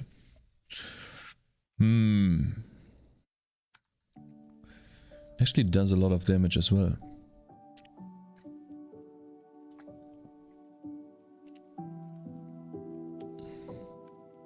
You know, the one streamer tried playing one of my games. A time a streamer tried playing one of my games, but then he went on my itch page, played some random other game I made in a minute as a joke, and enjoyed it more than my actual game. God. Yikes. The ring buffer would also avoid the need to clear dead targets, since they will just be overwritten. He got a score of 99, which was painful to see. That was on YouTube, by the way. Let me put myself in the right position. Over here.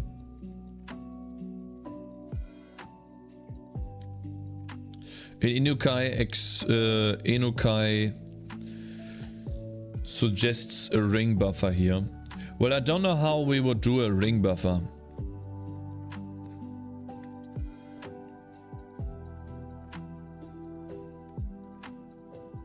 How does contains ID? Contains ID expects an array of IDs.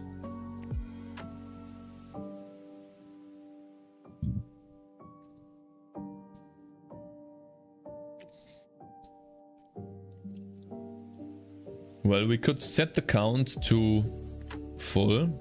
It's the first thing I said.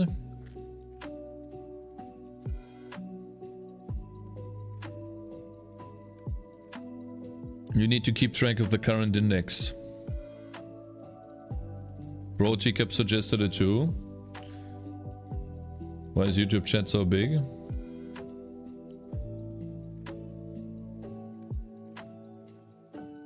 It is just one message.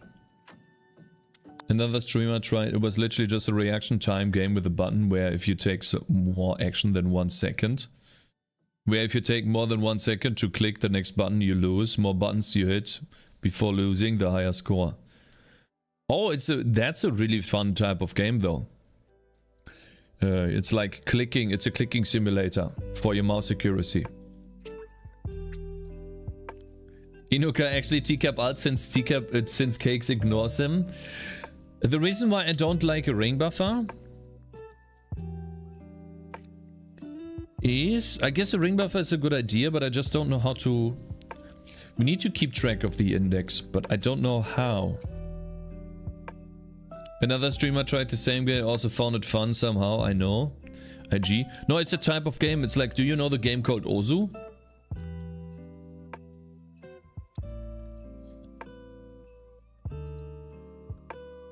This stuff right here, it's literally the same concept. That's why it's so interesting. It's a huge game. So many people play it. You have to, you know, click and drag in a... also, yeah, the rhythm game, people sweat it, yeah. It's literally the same.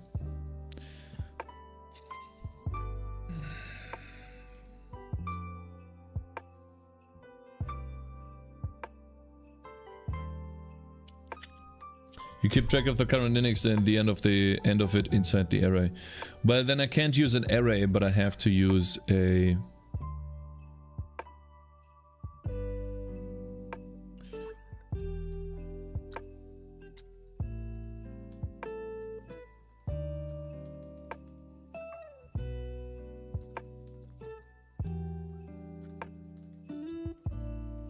I don't like that. I don't like that. I'd rather do this and then set the count. But then where do I like int ring buffer index, I guess? And then as we create a new missile, missile.hitTargets.count is missile.hitTargets.max size, I guess.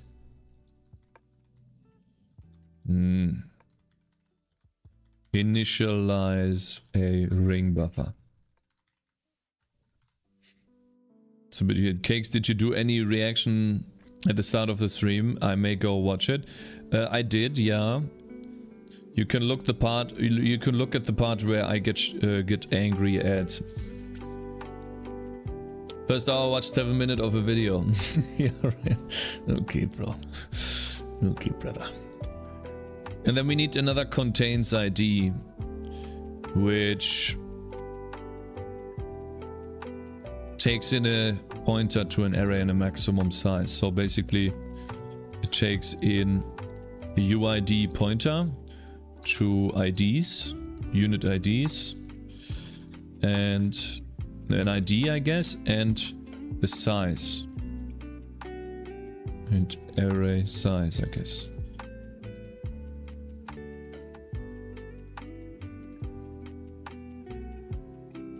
Then it just looks at all of those, and if it finds one. Okay, that is the array version of it. Which means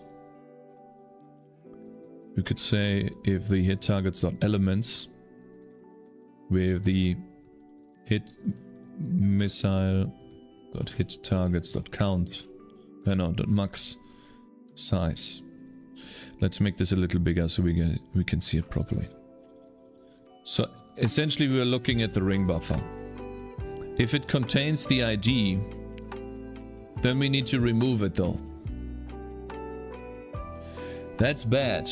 No, it doesn't work, guys. It doesn't work. Sorry, but this does not work. We need to remove the ID from the array. And removing an ID from a ring buffer, basically it's just a for loop. So we have to unroll the for loop here. We can't call a function, unfortunately. So we have to go through the entire array.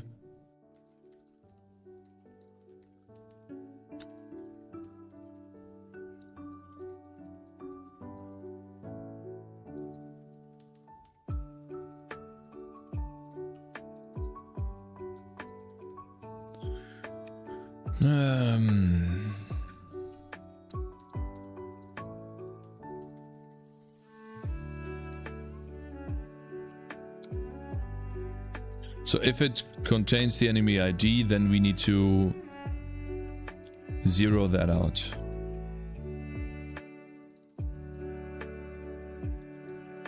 Whoops. And re-break. So basically clear enemy ID if we are no longer colliding. So we are colliding with the enemy. The moment this shield leaves this enemy collider, he's gonna clear the ID out. That's what I just wrote. That is the code right here. This for loop. If we don't collide, which is the collision check here, then we clear the ID. So if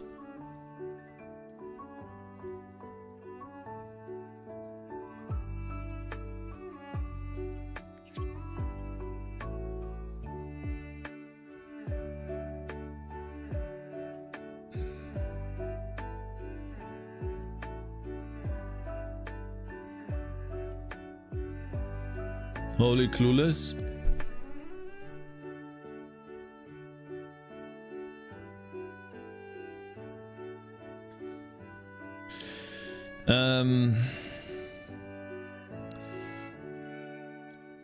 So if we are colliding, then we first need to check if contains ID. That's missile hit targets.elements, missile.hit targets.max size, and the enemy.id. If it contains the ID, then we continue, I guess. So skip overlapping hit enemies. That's what this is doing. If we are not already containing, then we need to attack the enemy, and we need to add the enemy to the ring buffer. How do we do that? Adding the enemy to the ring buffer. I guess it's the missile dot hit targets dot elements on missile dot Oh, I didn't save it. Ring buffer index.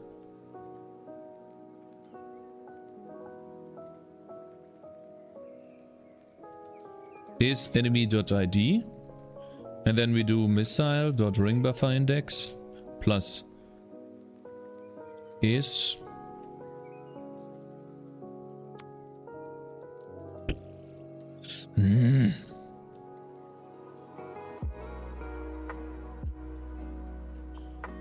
plus 1 modulo missile.ringbuffer.hittargets.max size. Right? Like this? Am I doing something wrong here? Does this work? So we check for collision. We are colliding. Okay. Are we contained? Yes. Okay. Next. If we are not contained, then we attack the enemy. And then we add to the ring buffer, using our ring buffer index, the enemy. And we increase the ring buffer index by +1 modulo the count of the elements, or, you know, the array size.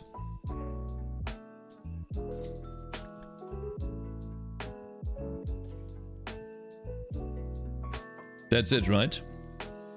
And if we are not colliding, then we need to clear out the ID if we find it in the array.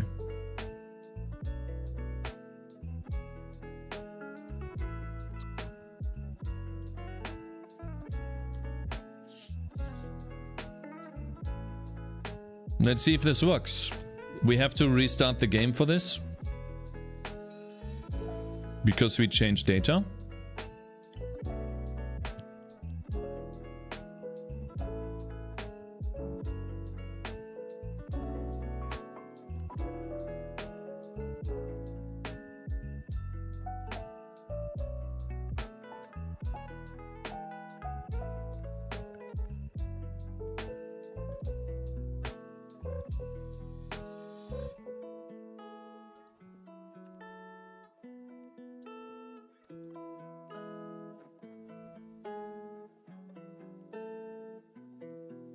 Why is this green?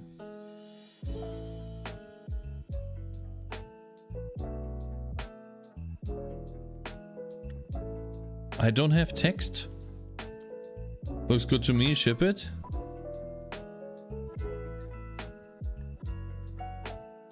What the fuck did I do? Hey? It's the pre-submit Python file, guys.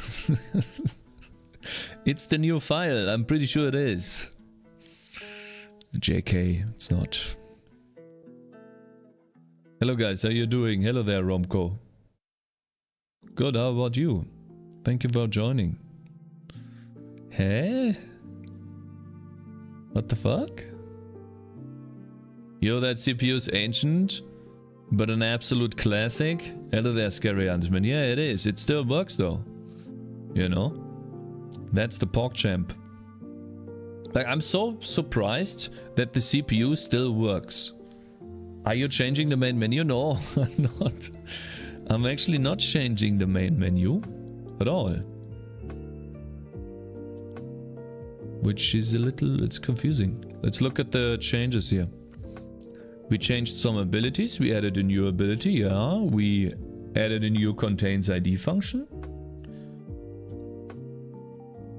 We added a new ability here.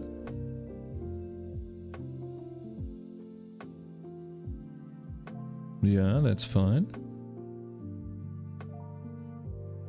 I don't see a problem here.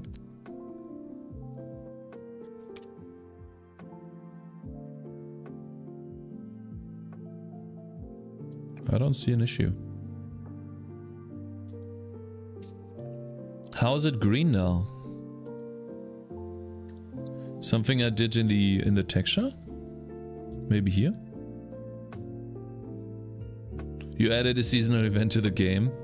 Are you just trying to fix it? Yeah, we're trying to implement the function properly. No, there's nothing here. It's just supposed to be a... Why is it green? That makes absolutely no sense. Also, the text is gone. I don't have any text anymore.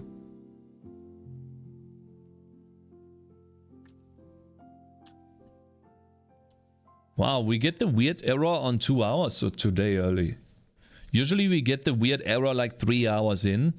I'm like 30 minutes into coding. We already get the weird error. Yikes.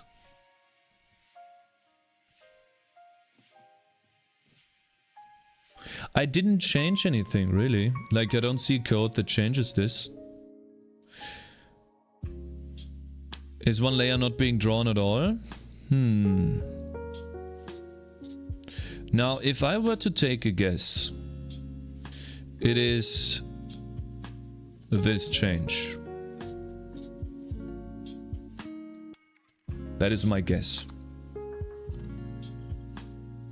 Oh, wait.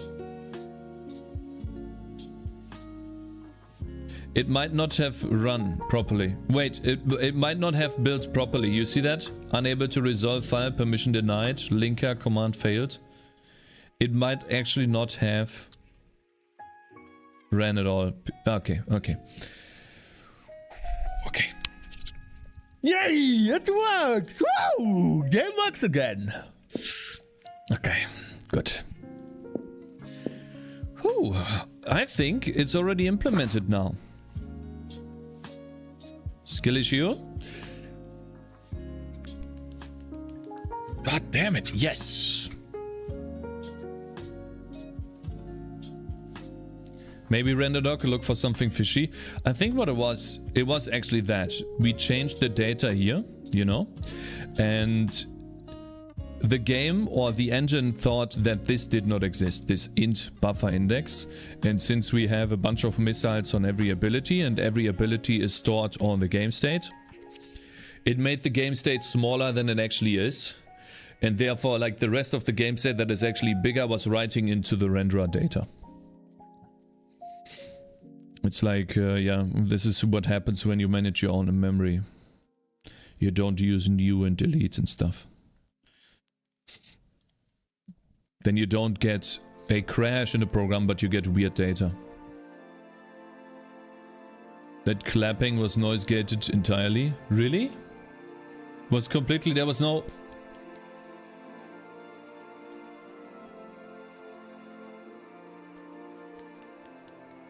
Oh wow, yeah, really. It's silent, yeah. That's why you will love Rust someday. I don't know about that, bro. I don't know about that. Let me put the noise gate down a bit. The open threshold is minus 38. Let's put it to minus 45. The reason why I put the close gate or the open threshold so high is because of this. Stuff like that, it happens. Like I have a very lubricated mouth when it comes to that. And oftentimes you can hear that in the recording, and it is I am self-conscious about it. It is not, I don't want to talk about anxiety, but I notice it, if that makes sense.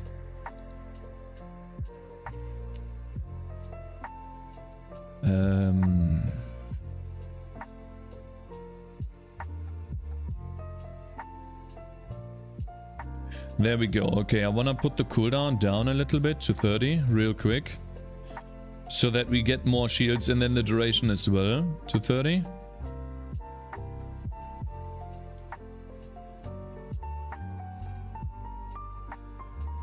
Is that what your girlfriend likes about you, your wife?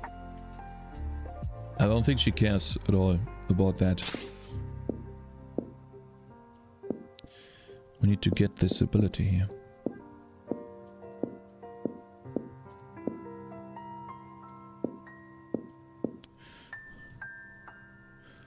Okay, let's see. We are about to hit shield orbs.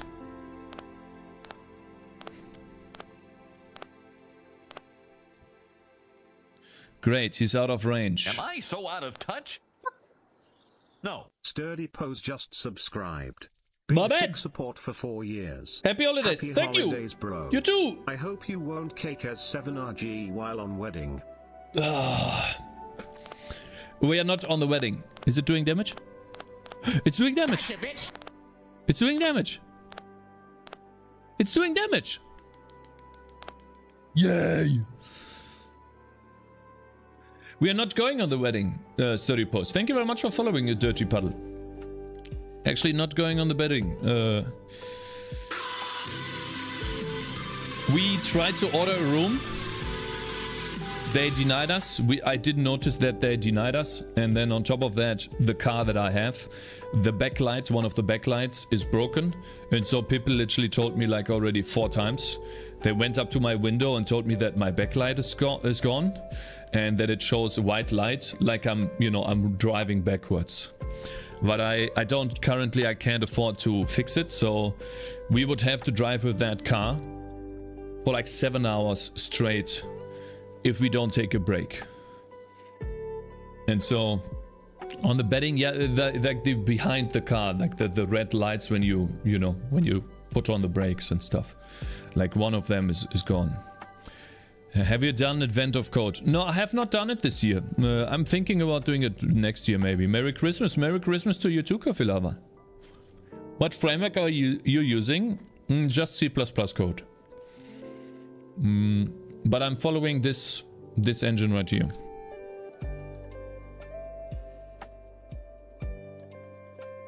Hello.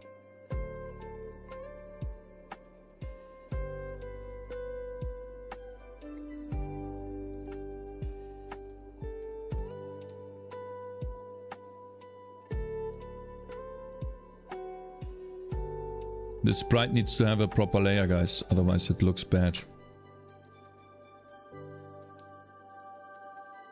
Yeah, and so driving for 7 hours straight with a car during this time when the backlights are literally broken, the police can die können mich anhalten in English. I don't know how to say that in English, but the police could stop me and say, well, look, your backlight is broken. And then I could say, well, I'm sorry, I didn't know that. Thank you very much for telling me, right? That's what I would say.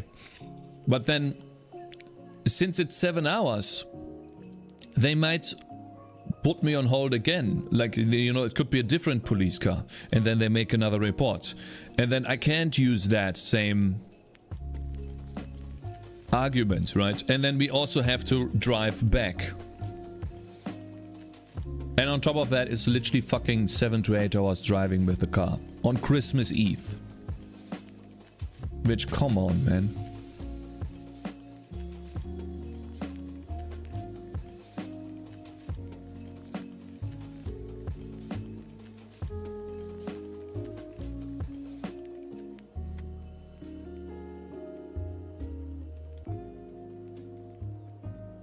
Fine, are you? Code and agree, you're fine. You talking to someone else? Will you play PoE later? Yeah. That Coffee Lava guy is cool and nice. Oh, Schumann, that Coffee Lava guy is really cool and nice. Yeah, I agree. Very familiar picture though. I don't know where I have seen that profile picture before.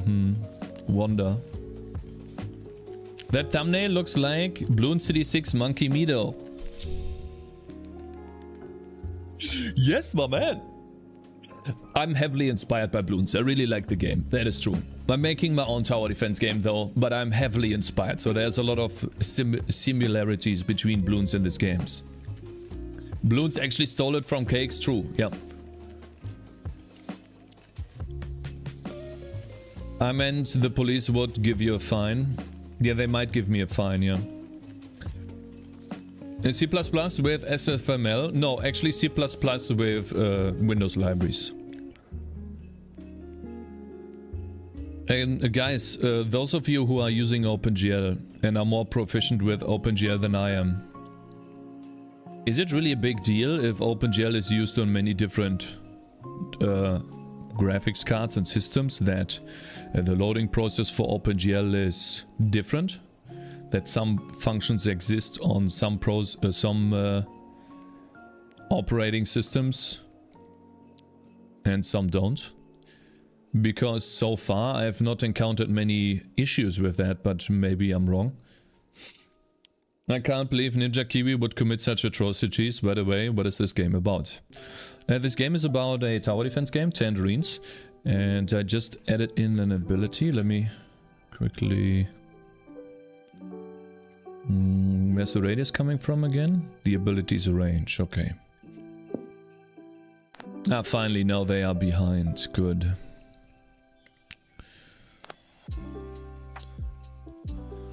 Okay, let's see. Yeah, it works. It doesn't hit this guy right here. See that? He should stop attacking. Oh, I need to make the range a bit higher.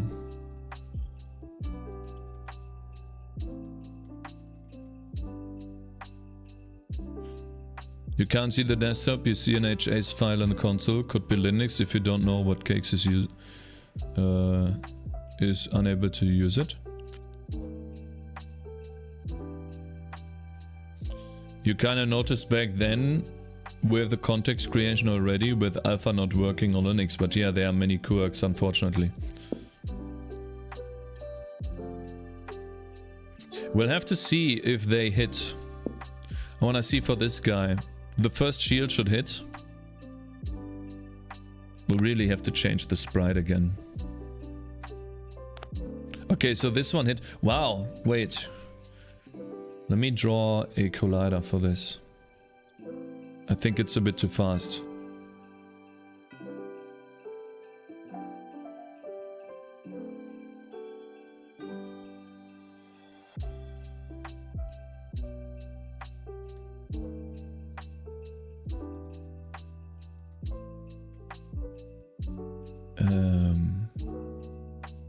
Circle.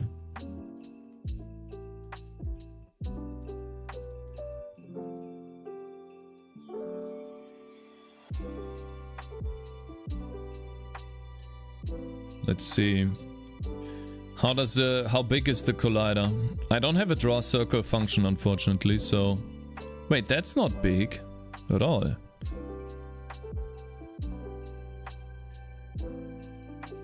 Huh?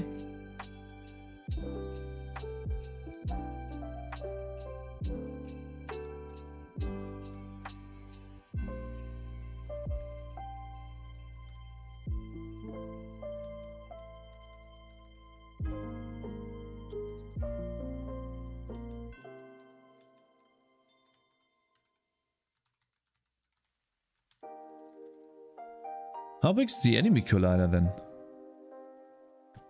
Should just be a red box, yeah.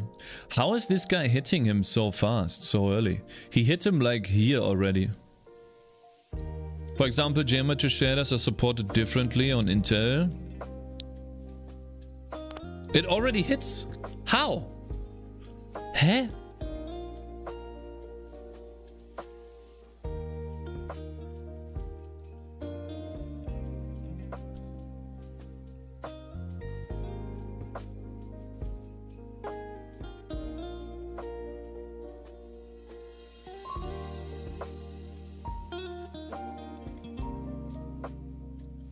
I think it's radius times 2.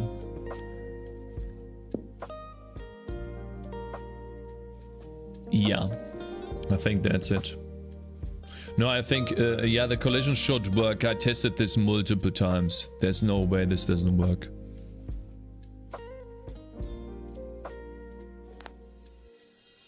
This might not be collision related though. I think it's more that this ability... Oh shit, it's running out. Of course.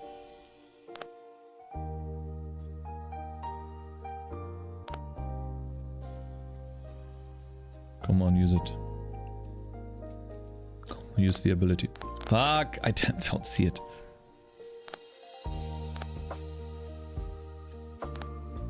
Hä?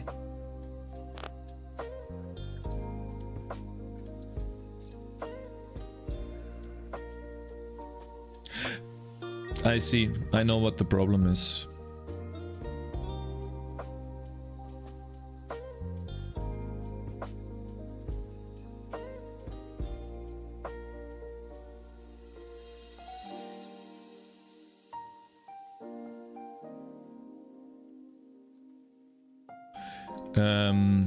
This function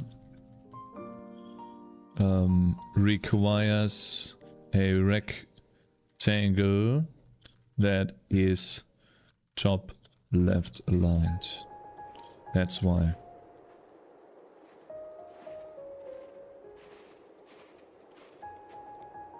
There are some libraries to handle it. I think I use the extension Wrangler, something like that, to get what OpenGL extensions are available when initializing everything. I'm not using any particular OpenGL extensions though, TazDJ. So you think it is still needed? Also, what do game devs do to avoid people going on cheat engine and changing values? Single players don't matter, yeah. Like, let them cheat in single player, and I'm developing a single player game first, and then after that we'll figure out the rest. They make their game server side. LOL. Yeah, if it actually becomes an online game. For example, take a look at Vampire Survivors. That is not an online game at all. Or take a look at Stardew Valley. that game started out as a single player game, and then later on multiplayer was added on top. Now that is probably not the best approach if you know that you want multiplayer, but if you don't know, then I think that is the best approach. And so that is what I will do as well, actually. We will focus on single player first. Well, Wrecked Circle.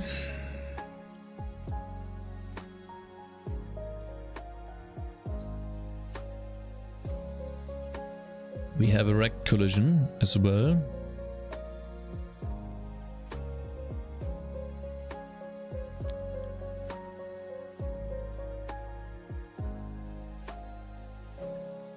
I have two functions, lol.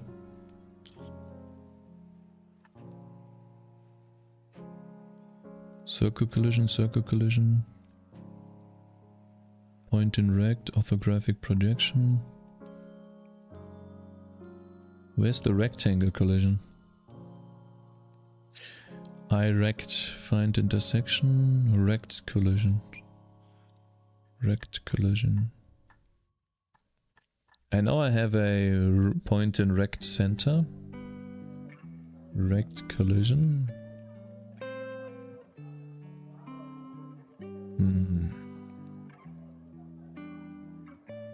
Well, we could also turn this into a rectangle, and then we should be fine. We just create two rect colliders.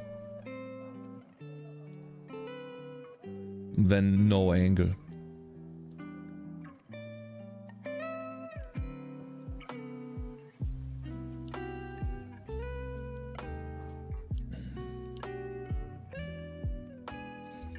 Or we create a rect circle.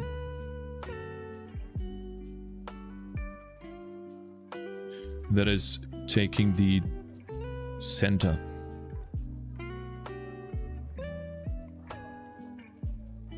Rect circle centered. And then all we do is turn the rectangle into rect.position minus equals rect.size divided by 2. Then we return rect circle. So essentially we just shift the center point to top left. That's what we do here. And then we can use rect centered. And now the collision should actually be accurate.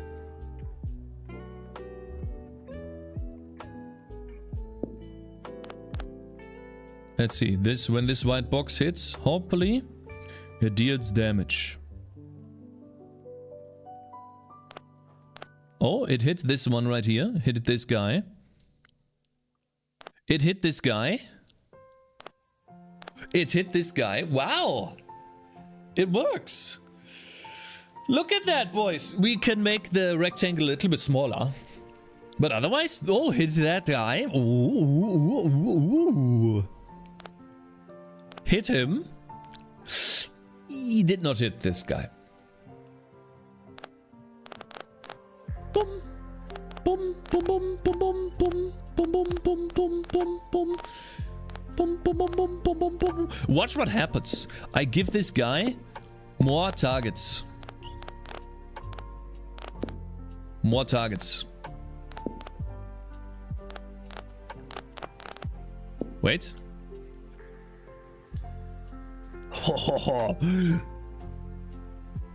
Also, wait. I guess I'll keep the radius for now.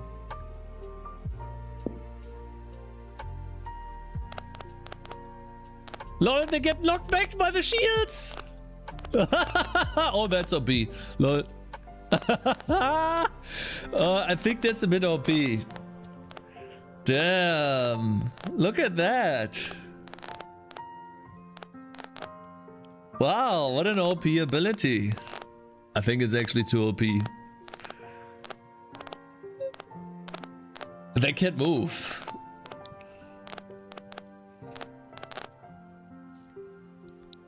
Damn. Yeah, they kill him one shot.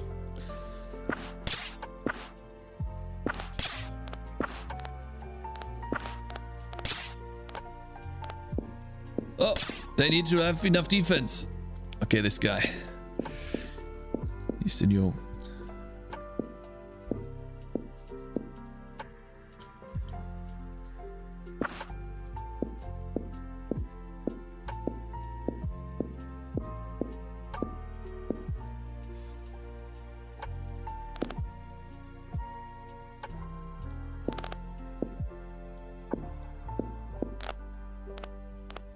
Come on.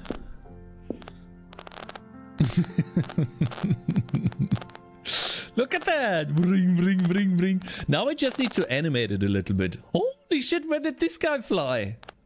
What the hell?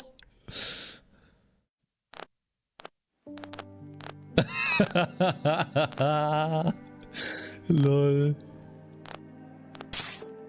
Oh wow, he oh no.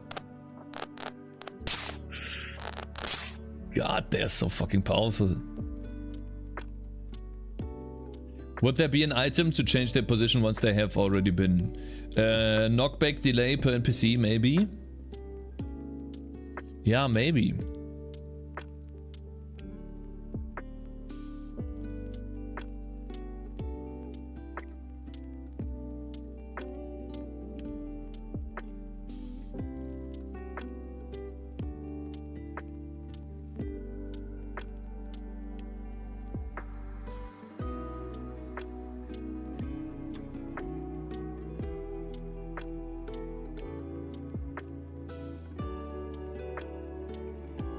Like, we could do one of the two. What about this? If this is an enemy...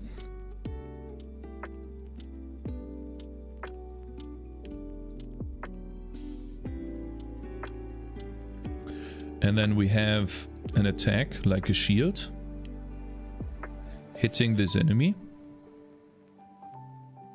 And the previous shield already hit the enemy as well. The knockback force of the enemy is in this direction, right? Let's say if the enemy walks in this direction. Or let's say if the enemy walks in this direction. And that force, let's say, is 100. What I'm doing currently is, since he's already being pushed back and this shield hits again, I do 100 plus 100. You know, which results in 200. That's why they start flying so much, because it increases. But what if I do this?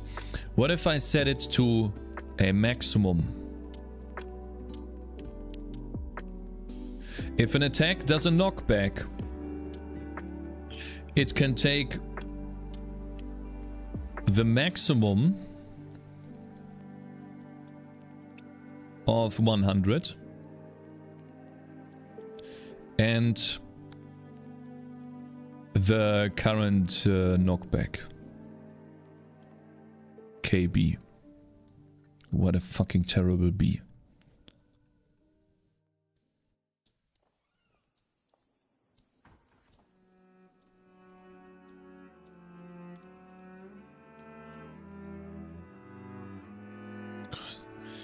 What a terrible K.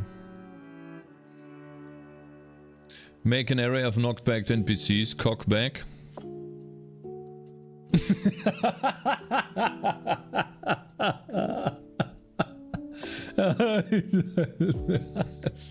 I need a break. I'll be right back real quick. Oh my god. Okay. I didn't do this on purpose. I'm sorry. God damn.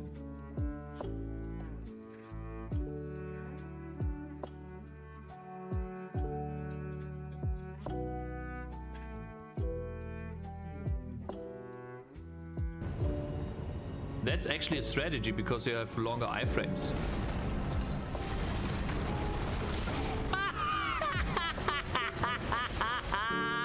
Heal your mother! Oh! Keep spamming your attacks! Yes, bro! Keep spamming them! Boom, boom, boom!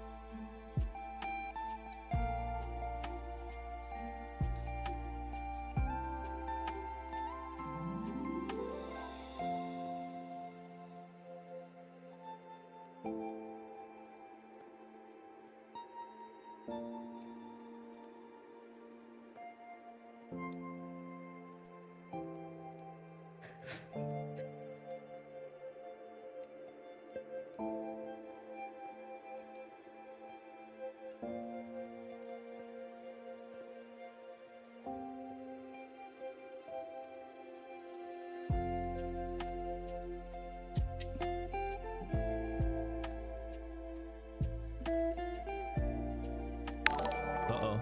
What happened to penis? Gotcha, bitch. Thank you very much for subscribing. I can't read that name, but thank you very much, and thank you very much for following. Kus B?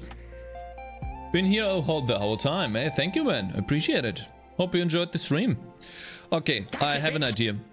And Magic works. Thank you very much for following too, man. I really appreciate the support. Thank you, guys. Hope you're enjoying the stream. What a game, Elden Ring 2. When? There's going to be an Elden Ring expansion, and we will play Elden Ring then as well when the expansion comes out. I'm very hyped for that expansion. I hope it comes out soon, because I have not killed Melania yet. You're the hardest boss in the game, apparently. I didn't actually kill many of the bosses that you can kill. I didn't kill the bleed boss either. So there's many things left to kill. So I think knockback is not a knockback, a maximum combined with a timeout. So for example, if a unit got knocked back already, you can't knock him back again. Otherwise it would be overpowered. And the timer should not have anything to do with... Like, the question is the following. Can I knock an enemy back while they're still being pushed back? Or should I be able to knock back an enemy only if there is no knockback force currently pushing him back? What is your guys' take on that? Decrease knocked back amount every time the NPC is being knocked back until it reaches 0. Shouldn't it be minimum because you don't want it to have? No, if it is a minimum, let's say I have a knockback of 100. Max knockback in 100 would result, let's say, in knockback, right? Let's say it results in 100. If I do another max... Am I on the right corner? I'm not. If I do another max... Actually, that's the wrong one too. That one, yeah. If I do another max or 50, for example, and 100, that would still result in 100. If I do a minimum, it results in 50. That is the issue. I would, like, lower knockbacks would result in it going down immediately. And so we would have to keep the highest knockback. That's why maximum. But I think I want to do a timer as well. So for example, this is all in inflict damage right here in this function. It handles all of that. Like that. Yeah, bro, clamp interpolate function. I guess you could just give it a % in the second knockback. Well, it could be... Yes. We could do that. The question is though, what if 2 different units attack the same target? The first unit does a knockback of 100, the second unit does a knockback of 100. Would that second unit always get a diminishing return? I think what it should do is just set it to the maximum again if the timer has not ran out. If that makes sense. So we need a timer, knockback timer. Do we even have that? Or can we only knock back... I guess we'll just try it out. We'll try it out, see how it feels. We just take the one that feels most fun. We take the fun one. Let me see. Impact right here, knockback. If push and pixels. So if target, push, force is less than or equal to 0 and we have a push and pixels. So basically this is only... This is version 1. Push only if not being pushed already. I'd say knockback, this problem solved. Yeah, bro, clamp. I thought you wanted to avoid knockback plus knockback issue. Yeah, that's why we take the maximum. If I take a knockback of 200 and 100, then it will always take the maximum. If I take 100 and 100 and I plus them together, I get 200. But if I take the maximum of 100 by 100, I get 100. See how 100 is smaller than 200? Like, look at those two values. That is the difference. Because the third one would increase this to 300 while this stays 100. Okay, now we are only pushing back if the target is not already being pushed. But we have to restart because the enemies piled up.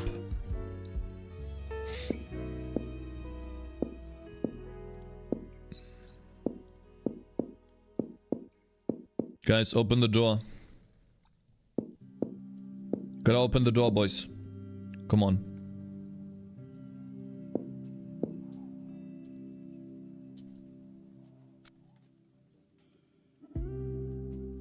I don't have knockback, I'm a fucking idiot. How do I want to test knockback if I don't have knockback? It's not doing any damage, it's not knock... Oh my god. Fucking hell.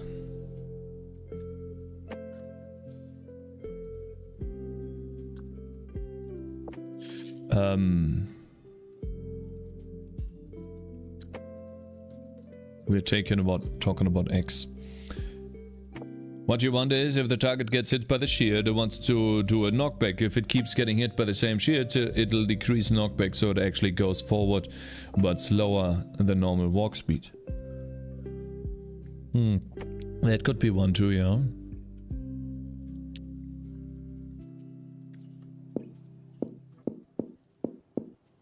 Guys, open up.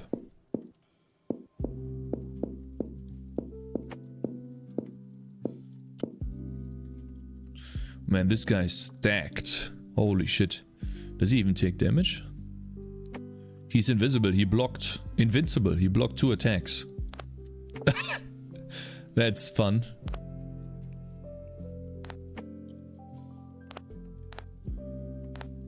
I mean, he gets knocked back so far that the enemy has no chance. Have you tried Little Ninja? No. GW Wiz, what is that? What type of game is that? I need a second one to see.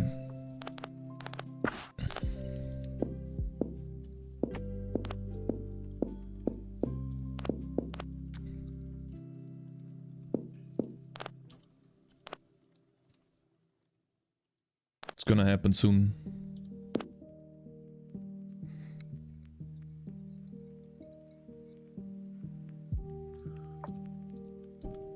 Why add knockback in a tower defense game? It's a game mechanic, Sophie.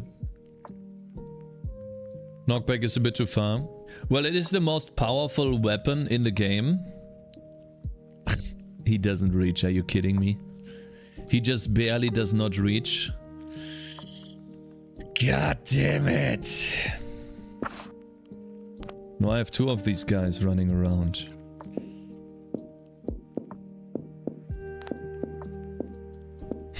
God damn. What is the game called? It is called Tangy Defense, but it's currently not on Steam yet. Okay, I mean... Oh my god. It does look cool, don't get me wrong, but holy...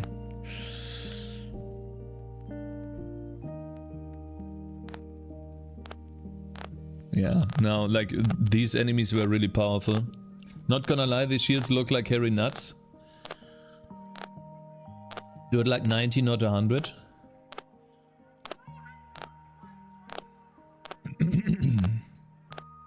Look at that, boys, we got money. 25 gold.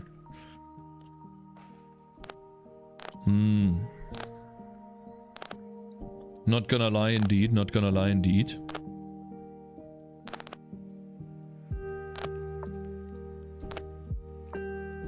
SMH my head. Am I not gonna my dog leave? You feeling good, alright? Coffee lover, you ill?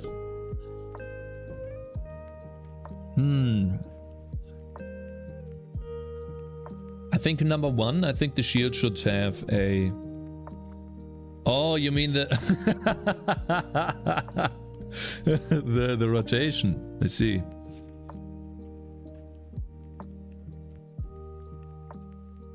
Little bro is ill. I don't know how to test it now, unfortunately. I think we need a bunch more armored skeletons that just run through. And we need to nerf the knockback. I have an idea. We're gonna make enemies spawn. We're going to spawn like 10 of those armored skeletons. And they spawn every 5 seconds. We need to be prepared. Also, I would like to change the skill tree up a little bit, so that this is not the default ability, but instead it's taunt. It's just a temporary thing, because I'm tired of using this ability and then knocking back enemies using that. I wanna just test this ability. So just that. I switched over from YouTube, now I'm on Twitch. Lol, hey, Griff Boss, my man, Basic, welcome bro. Welcome to the Twitch chat.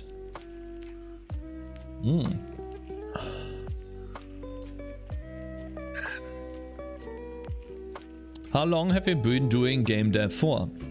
I've been doing game dev for about 2 years now, working on this one particular game. And it's mostly spent designing the engine.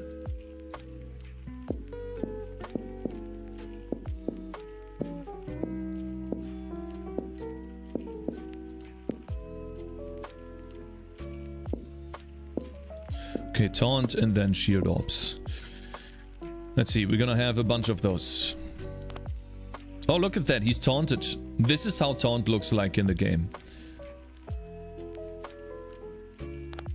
Okay. I wonder if they can... It's impossible for them to move forward, actually. Even if it's 10. Wow, it's kind of OP. Oh, they killed him. Do you think it was worth building your own engine, or do you regret not going with something pre-built? I think it was worth the time and effort, yes. Cause I now appreciate engines much more for what they are. Which means, okay, so if I wanted to use an engine, I would. I'm not averse to using engines now, which I was before. I had no idea what it means to make a game in C++, now I do. And I would do both. I think making a game in C++ or making a game in an engine, it all depends on how much time you have. Making a game in an engine gives you insight into the mechanics of the engine. How does sound work? How does graphics work? All of that. What it doesn't give you fast is a game. But it gives you full control. So if you need that full control, you're less hopeless. You will always find a way much more easily than someone else. Most of the time. But it's not a requirement. And on top of that, you will be slower. But I would not know. No, I don't regret it at all.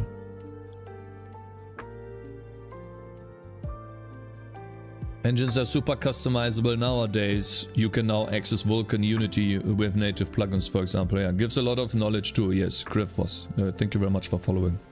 Gives a lot of knowledge, exactly. Let me see.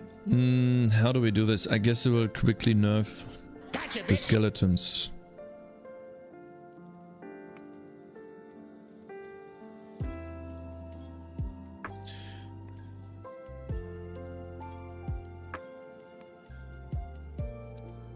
Let's give it less range.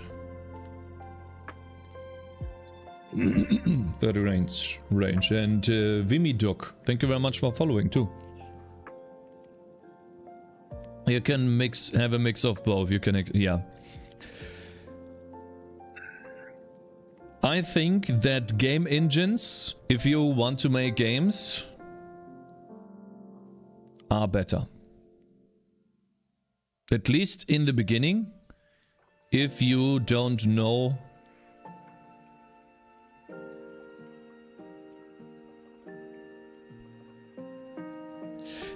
you need to go through years of making the engine alongside the game before you're able to publish a game and have it on multiple platforms. But if you're only working on Windows, then the game engine is a good idea.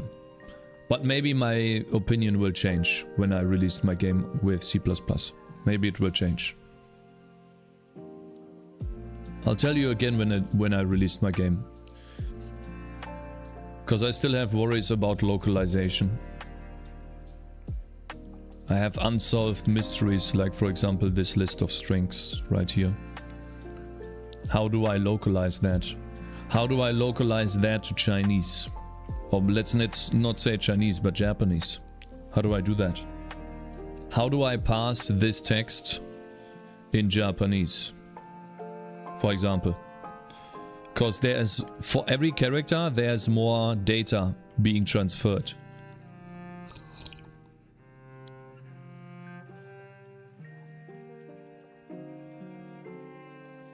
You're really cool, my man. Thank you. Don't inflate his ego. Too late.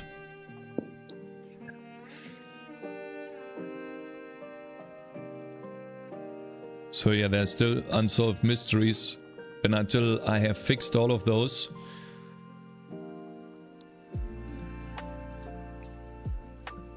you'll probably have to ask me again in a year from now. In a year, when there's a bunch of people who tried my game.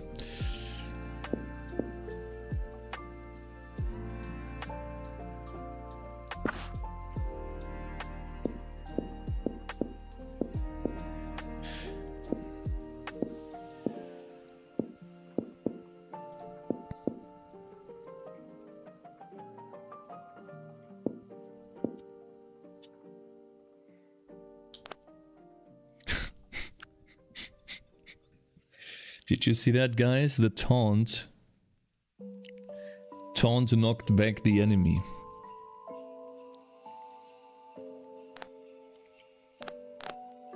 They are unable to move past this guy because these things swing too fast.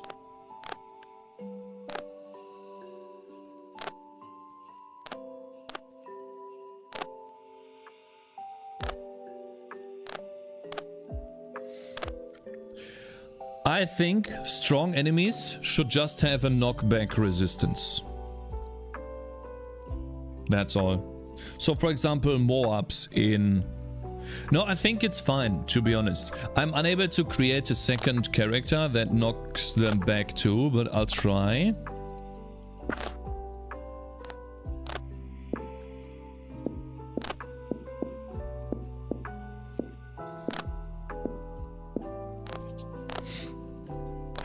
Give them more speed.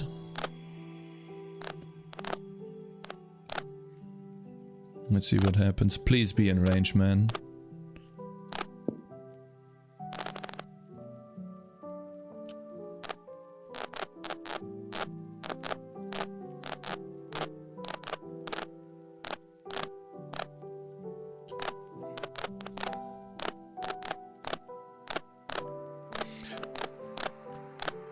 Each triangle should have a cooldown where it gets charged or damaged. Give them more speed. Make them have a cooldown per target. Please tell me this is a placeholder map. Why Rainbane? Because the map looks like Bloons map. This is exactly the reason why I made this map. Because everyone that sees this map knows Bloons. That knows Bloons knows exactly what this game is about. I will design my own maps, don't get me wrong. But this map is basically advertisement for me. Each triangle should have a cooldown where it gets charged or damaged. Eamon is right.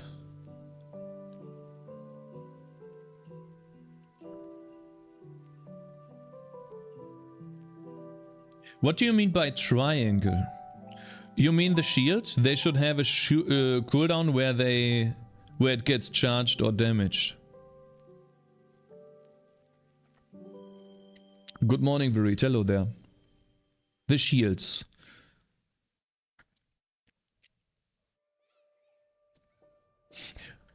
First, I think. Once it hits, the shield should either be damaged or destroyed. Make them radiate black outline. Ah, I see. I see what you mean.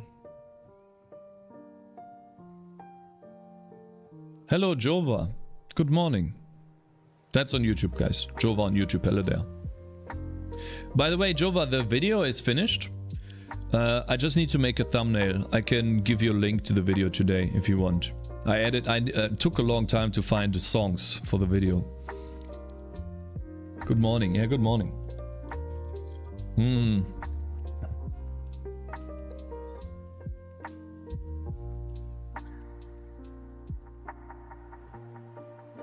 Verit and Eamon have good ideas here. Joseph is Cakez' imaginary friend, he doesn't exist. Okay, bro. Good morning, Grimbus. No, it was to Jova. Sorry. My idea is a cherry firing cannon.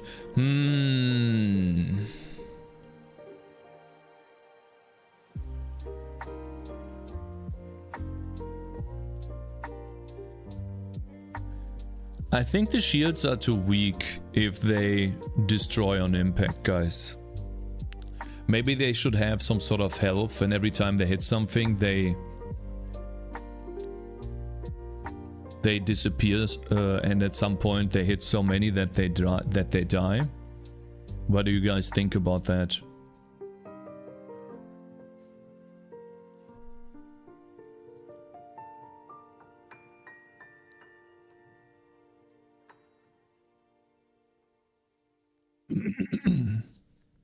What do you guys think about that? A missile could have a health.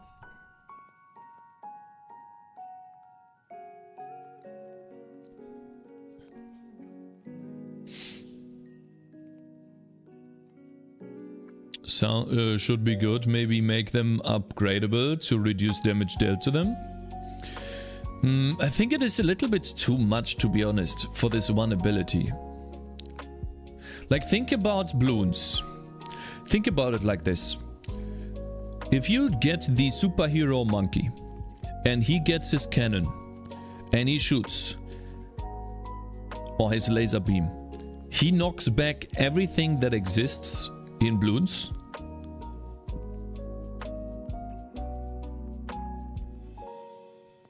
But still something gets past him. How does something get past him?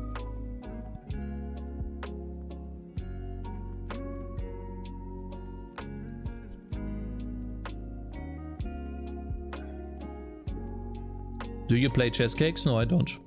Sounds like a good idea to me. But you can reduce their number, maybe like only 2 or 3, just enough time to let enemies pass and some random hits. Cakes?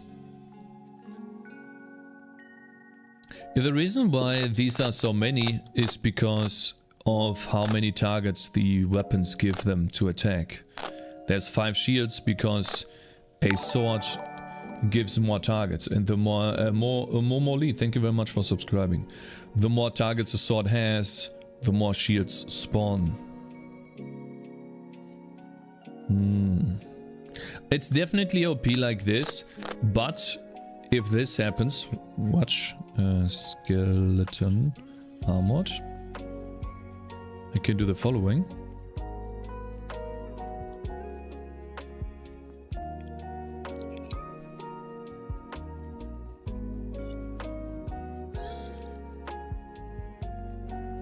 Guess we'll take one here. That the swords look awesome. Glad you like him, Christ. Took a long time to make.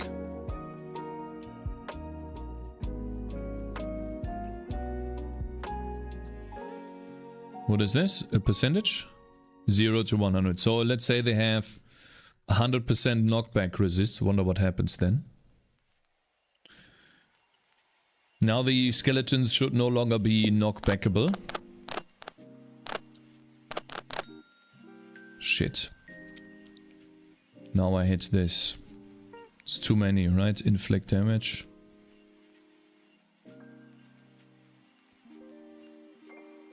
Play sound. Ah, okay. Play sound adds to an array of sounds.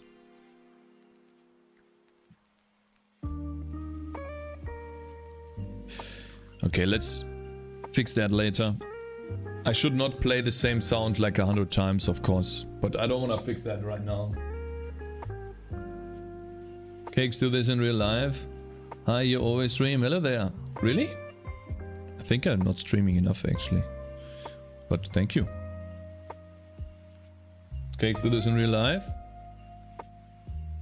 Like this?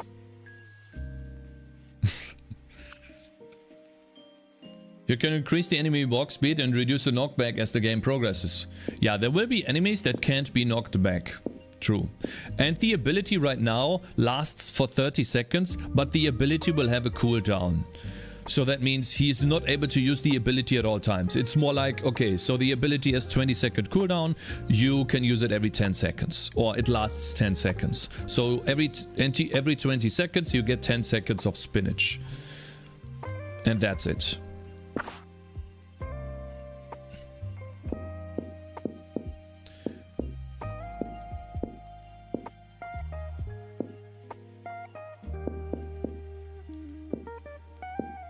Guys, open the door.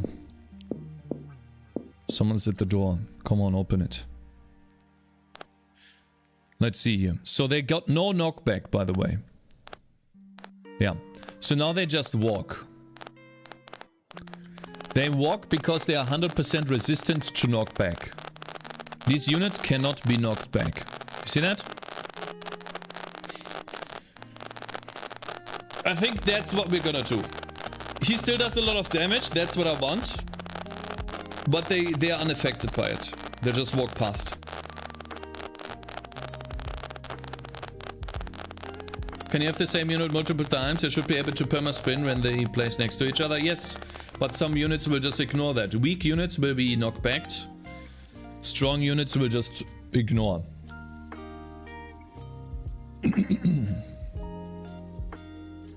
That's what your candles do whilst you sleep.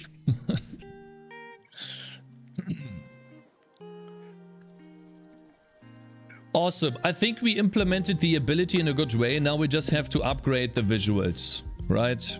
Because the visual, they look bad.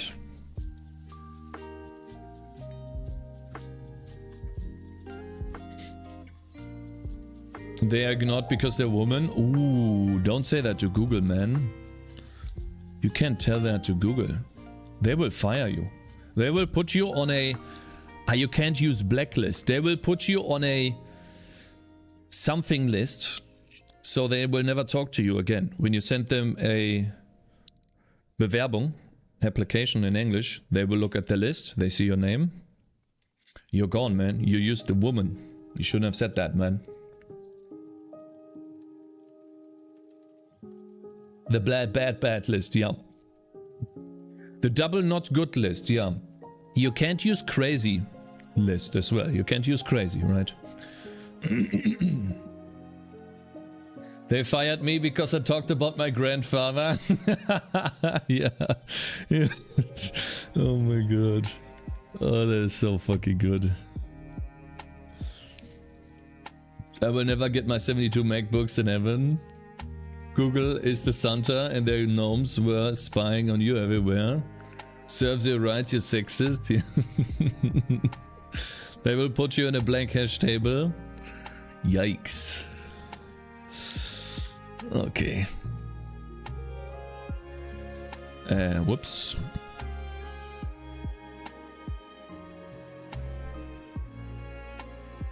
Yeah. Yeah.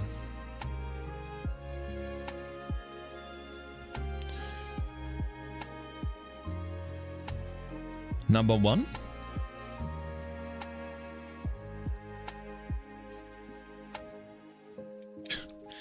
Terrible.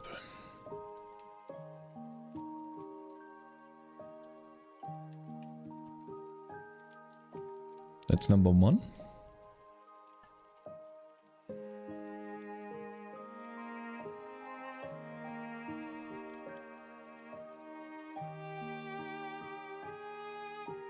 Number two, I somehow want to...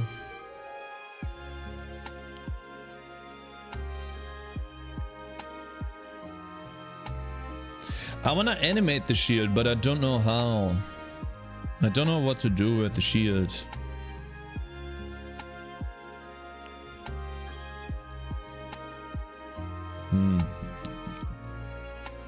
The black sits around the shield looks like shit. Yeah, I know. But I don't know what else to do. I tried animating it yesterday, but it looked really bad.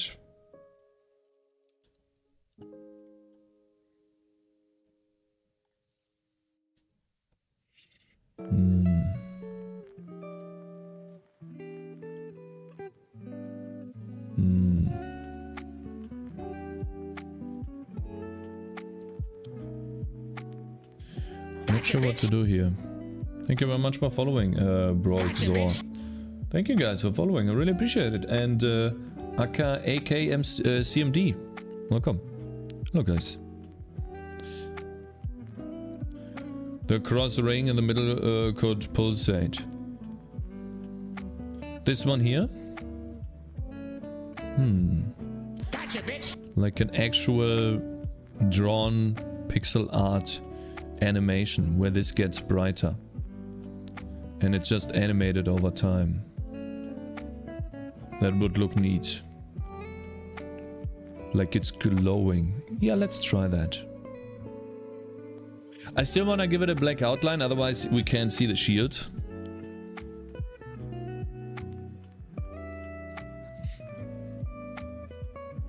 Maybe not as bright.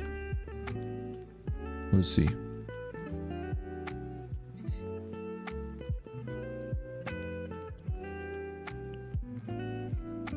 And so we're gonna follow Nynx's idea again and, you know, give it a slightly darker brown here to the left. Right, Nynx? Probably not here, but that doesn't look too good. You know what is bad in pixel art? Having 3 color steps like this. 3 color steps like this. Oftentimes looks really bad. Unfortunately. It makes the picture too busy, color-wise. For example, we have this going on here as well. Here it's somewhat fine. I have to be careful. Thank you guys for following, RSA Daham. Thank you guys. You found it from the right side. Think you accidentally removed the gray. Yeah. Let's try to. Okay, let's try to take this and maybe move the shield up like a tiny bit. Let's try taking this and animating it.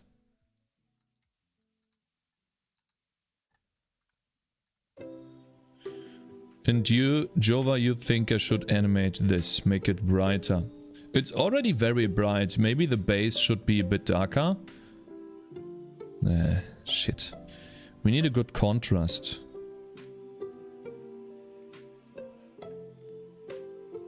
It can't be green. Yeah, we can't see green here. Is blue a good contrast? Shit.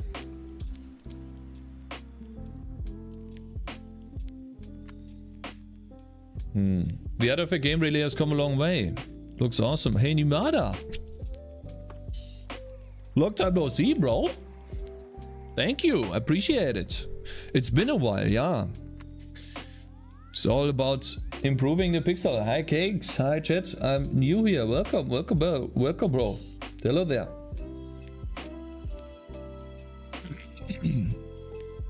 We need a good contrast here before we continue.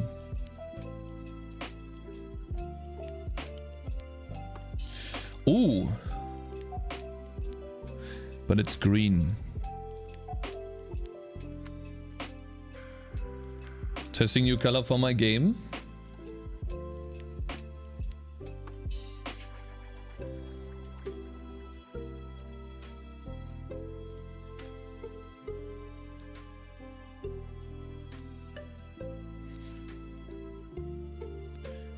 Have you read any of the clean code stuff? No, but I have watched Handmade Heroes video about it. Yeah, like you can, what I'm looking at is the bottom right. This picture right here, the preview picture. And yeah, I noticed that we can't make out what the symbol is when it's that small. And that is actually the size that you usually see, maybe up until here. And you can see that since it is so bright in yellow, the bright part of the shield is actually making this very difficult to read. So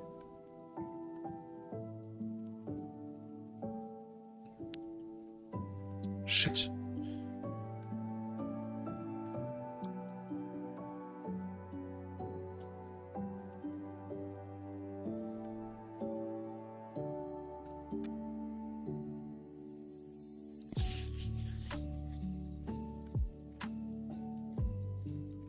He's working on his game called 10G Defense C++. It's a tower defense game, yeah. Thank you very much.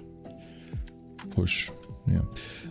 Okay, let's just try to make it glow. I don't know exactly how we're going to do it, but that is going to be the shield for now. Okay, how do we make it glow?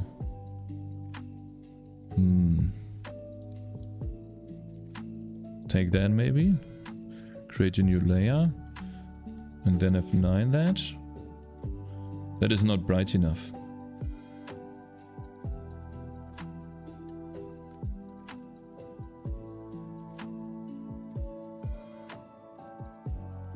It's not bright enough. See that? It is a little bit, helps. Oh.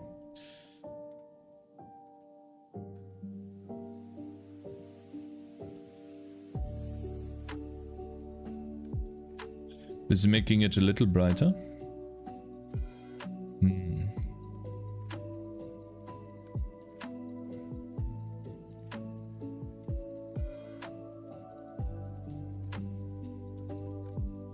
That looks pretty good. Is subtle outline? No. Oops. Well, we could try it again. Take white, almost white, and then F9 it. Maybe we'll just repeat the process. Where we have 9. That. We paste that again. Turn it white. F9 that again. Maybe that. It just turns white. And then I just merges between the two based on a time or something. Yo, Cakez, what's up? Hey, Programmer Jeff, my man. Currently designing a shield.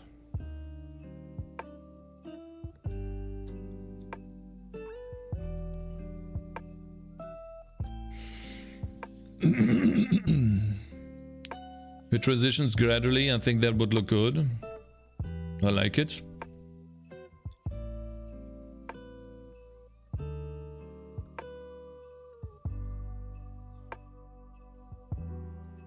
You know, guys, I have an idea. What is the size of this? 12 by 4.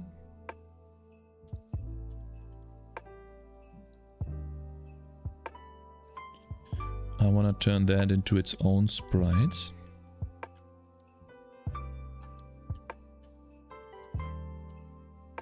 Not sure where to put that. I guess here. Somewhere. There's a reason for that.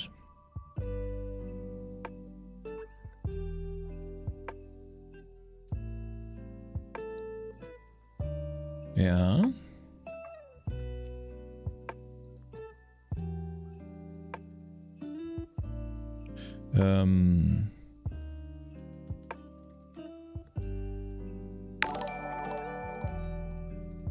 Ring. Thank you very much for subscribing, Niguyen. Thank you, I appreciate it, man. PNG. There we go. We export that.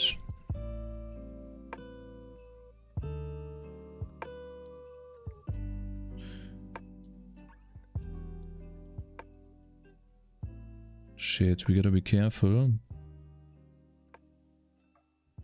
Okay, it looks like... Oh, there's a color here.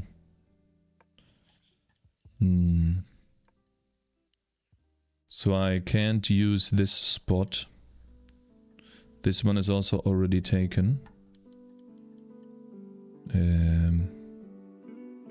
This I'll put it here somewhere.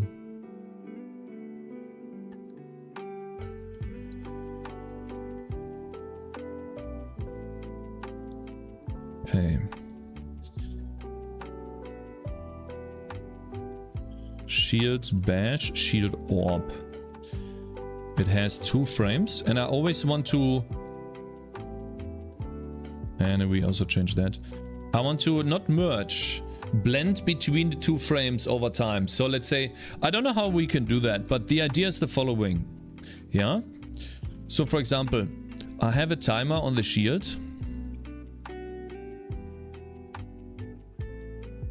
Yeah? And that timer can be, let's say, 5 seconds. Or it can be 12.2 seconds, right? This could be a timer on the ability. And then what I want to take is this value. And I want to turn that into a value that is 0.2 and 0.8. That is what I want to do. So that is currently what my brain is thinking about when I see this timer, or when I'm trying to implement the ability. Well, how can I go from something like this to this? Because I want to split the fractional part in one part and the other part. And that is how I'm going to blend between the 2 frames. I'll draw both of them. Actually, how do you do that?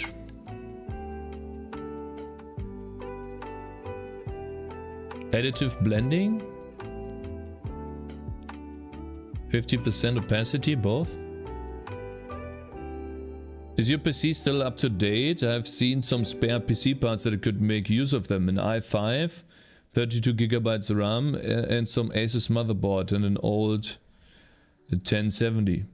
Is your 1070 better than my graphics card that I have right now?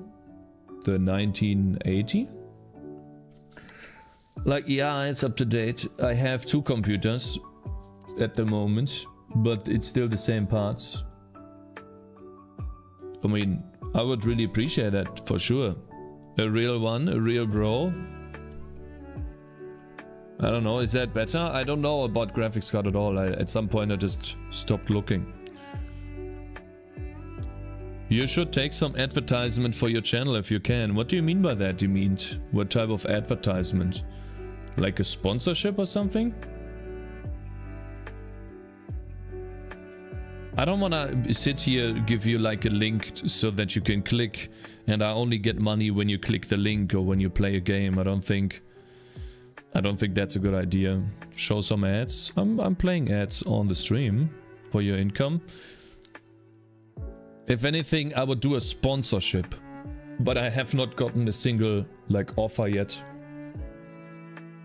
Not one. So if I don't get offers, then I'm looking into something, but we'll see. So far not. I don't want to, for example, I could do NordVPN, but only I get money if you guys click on NordVPN and buy a product, and I don't want that. And also I don't really, yeah. It's not really what I want to do. I will click it. Listen, there's better ways than that. Yeah. Like, it's literally free advertising for them, and I diminish my believability. So, 976. It's not really good.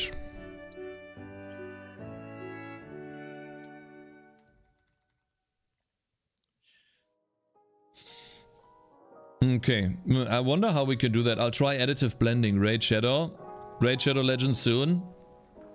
Again, I've not gotten an offer, and the offers that you get on what is that called? Stream Elements, for example. They all require you guys to actually level up a character in the game before I get money, and then you have to verify that you did it for the first time. You are a new viewer or a new user in the game, and I don't want any of that. I think that is... We could farm some money together that way, yeah, sure. But I'm more worried about being scammed by these people, that I don't think it is worth the energy. You know, I don't think it is worth at all. I think it's dumb. So I'm not doing it.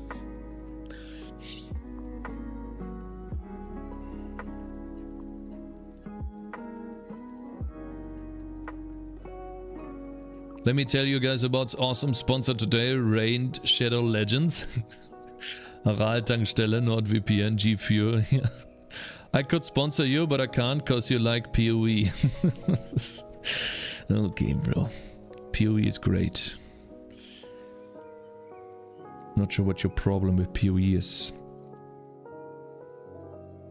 Okay, this is where we draw the sprites, and I want to draw two of them in the same position, but I use dot animation.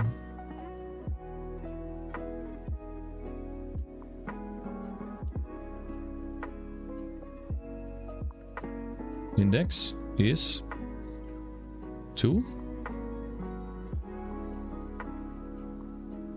Is it before the layer? Yeah.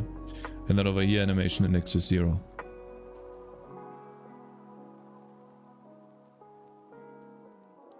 I would rather send you some money in the mail than play Raid for you. Yeah. So for example, I would play these games. I would accept these sponsors if I get offers for those, for sure.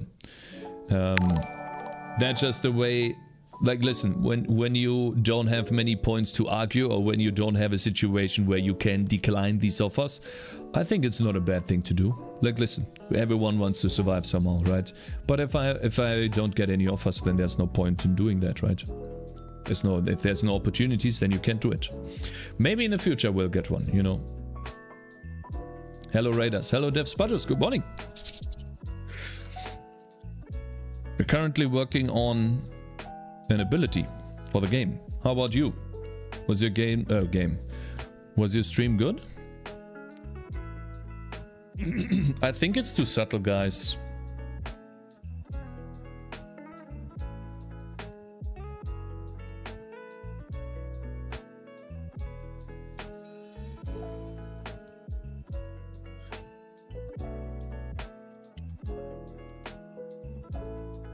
I wonder if that actually works. Good morning. It's my second day of working on a simple UI window, which makes me regret using Unity. What? Really? Then what is the problem with the UI window? Yikes. Yikes, yikes, yikes. Do you sort by Z or by Y coordinate? I sort by Y coordinate. Connor. Okay, how do I turn a timer?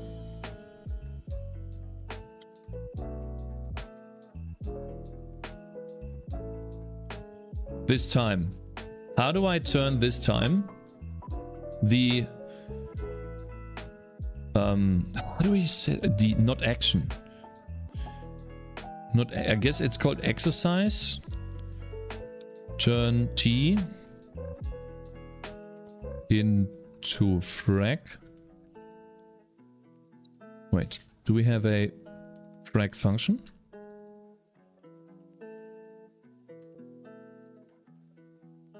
Guys, is there a fractional part of in C++? How do you build UI in your game? Well, I have a tutorial on that. Let me see. Wait. I can link you the video. Let me see here real quick.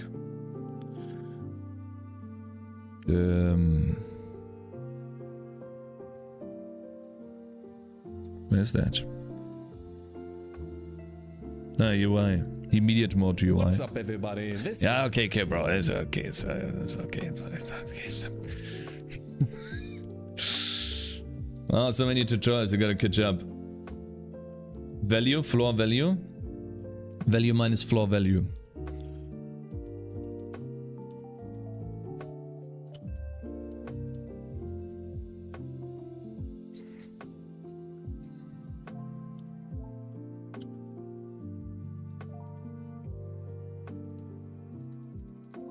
This is the fractional part. Yeah. And then we take it minus t, the first one, and the second one. Oh yeah. Let's do color white.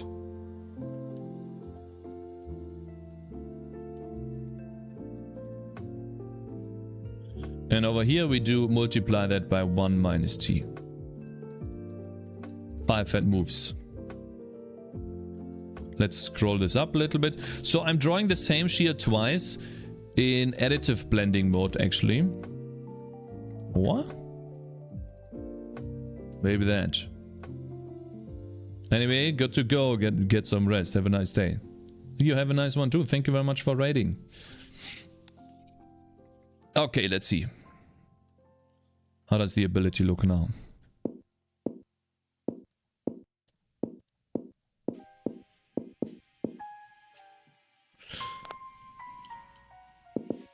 Oops.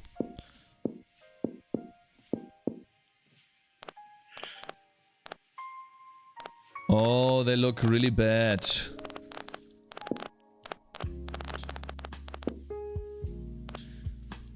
Maybe I need to use additive blending mode.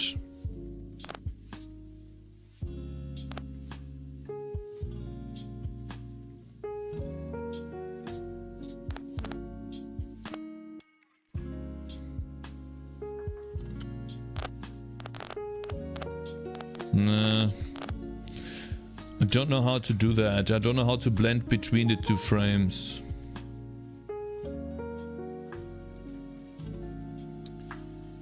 That looks bad. I thought I could just add them together, but it's not working like that.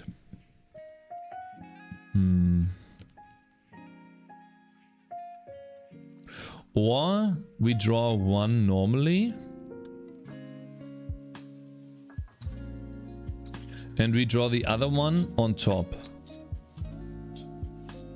Just using T.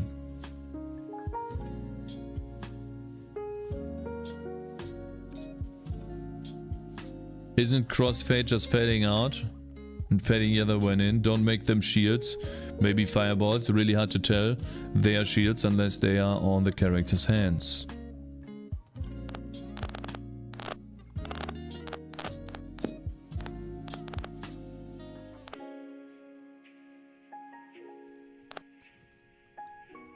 I think it's being discarded.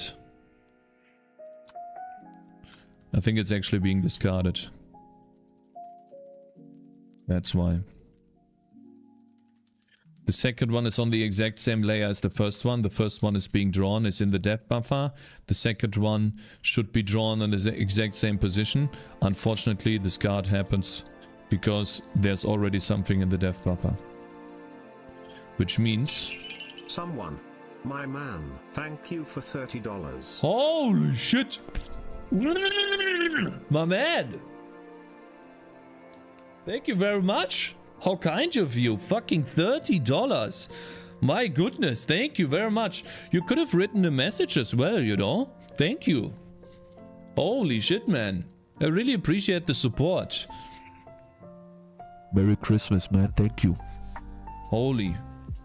Cakez, I have a few questions. How do you handle errors? Let's say some data or graphics files are bad or missing. Graphics files? So you mean, for example, a texture is missing? Well, the game crashes and it tells me that. I could show you. Even. For example, I try to load my texture atlas, which is this one file here. If this is not part on my engine or in the folder that it's supposed to be, then I throw an error saying I can't open this file, for example. Cakez doesn't make any errors, true. Some errors are not recoverable, yeah. Some errors you just can't recover from and so you crash. Exactly. Well, here we would use the layer and then we do equals in front layer. But again, man, I appreciate the support so much. Thank you. I really appreciate it. Thank you very much. You know, it means a lot to me. It's a big support and you're crazy, man. Thank you. He is the error. Okay. Let's see what happens now. It should be on top. Now it is on top. Oh, look at that. Oh, but they reset. Wait, I have an idea. How about we take the time and use a sine f, divide that by 2 and add 0.5 to it? Or 7.5 to it?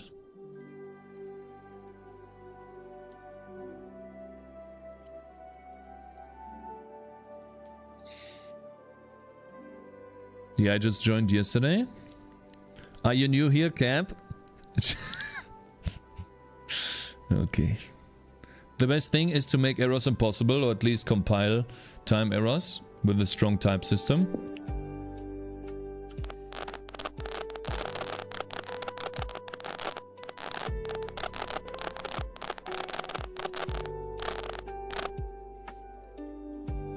Uh, 25 maybe.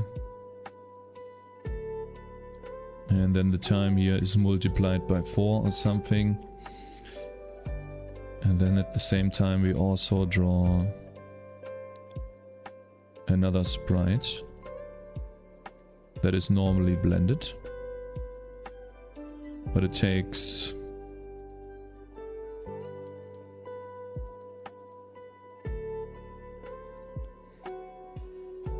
What I'm drawing now is the actual Schatten auf dem Boden.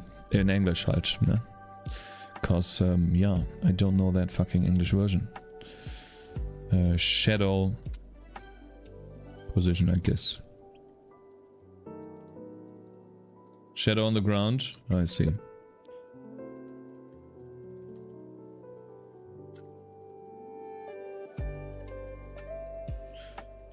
Well, how far do we go down? How many pixels from the shield? If this is the middle point, then 1, 2, 3, 4, 5, 6, 7, 8, 9, 10, 11, 12, 13. Like 12 pixels maybe? Whoops. Uh-oh.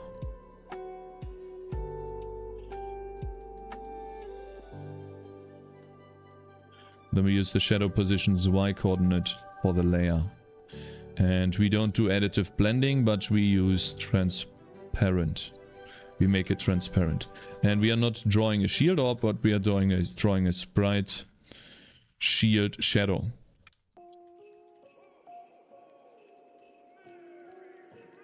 And that is something we have not done yet or added yet, which is a shield shadow.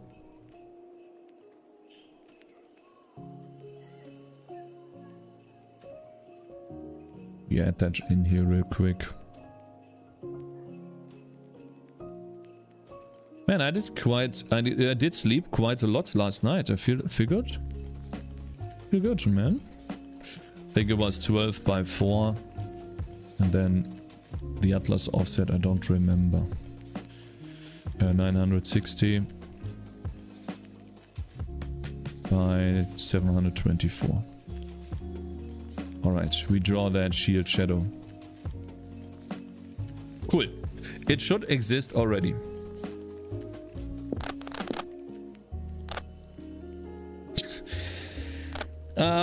Of course the shield is... we have to restart because the shield reference is... Actually... Huh? I like this music. It's lo-fi music from YouTube. In case any of you guys want to listen to that too, it's just this one right here. Christmas lo-fi radio.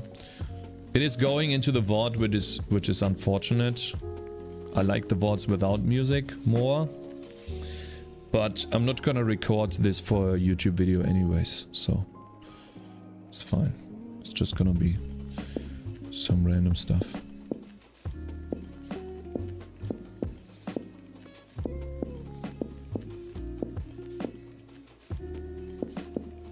Come on.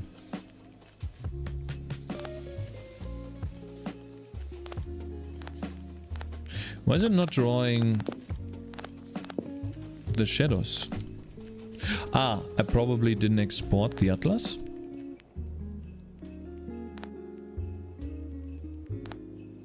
No?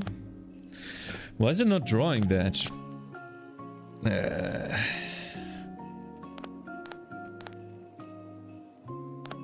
Is it the layer?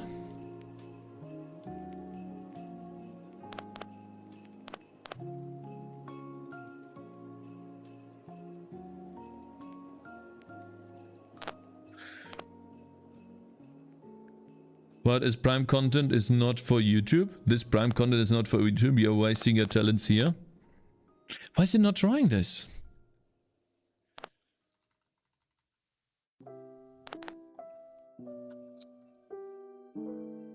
Huh? This content is not for YouTube because it would take too much time to edit it. Obviously, I'll put the VOD up on YouTube. But I'm not going to edit it because I only get 300 views at most. It's not worth my time. There it is. So something is wrong with this. And also the color, I'm stupid, okay. That's number 1. And I suppose the layer is fine. Guys, you need to go to the bathroom. Thank you very much, Earth Bees, for following. I need to go to the bathroom. I'll run an ad break and I'll be right back real quick. Please tell me it looks good now. Please tell me it works. Why not?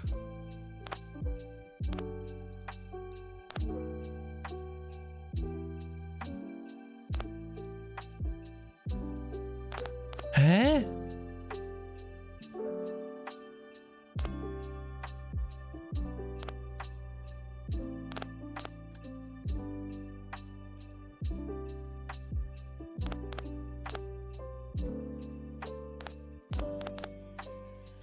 Animation index. Fucking dumb idiot.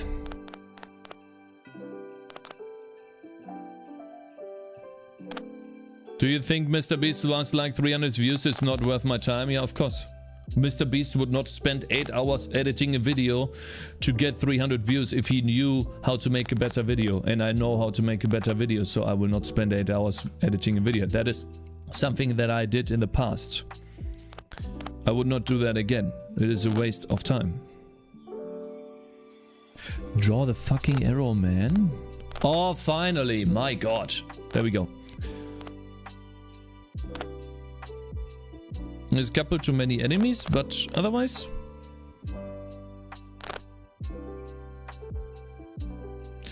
Okay, I'll be right back real quick, okay? Give me a second. I'm gonna make myself coffee.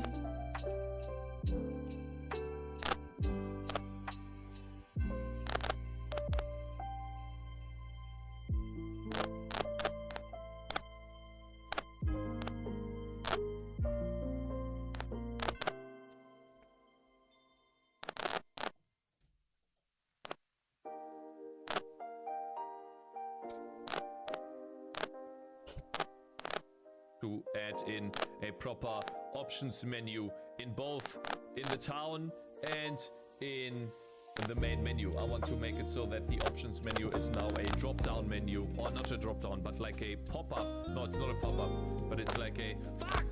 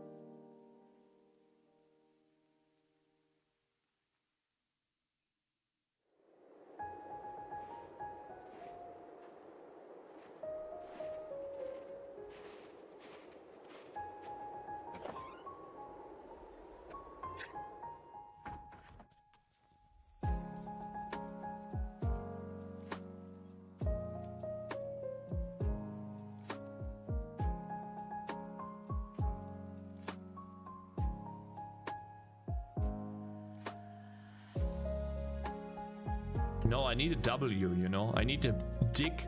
I need a big fat.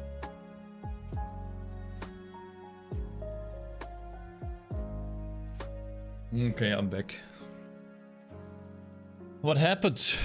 What happened? Was there too many enemies hit? My game crashed? Cakez weg. Who needs that garbage? Imagine I manage my own memory. This is not like my errors will crash on every single game stream. Shit. Which error is crashing now? Yikes. Transparent transforms. Already has fucking 2000. How? What the fuck? Cakez has the brain for language with GC. Ah, shut the fuck up, bitch. Cakez has the language for game. Just wait, you know? Just wait till next year or maybe the year after that, okay, bro? Come back and then you'll see. We have one beat the game. Okay.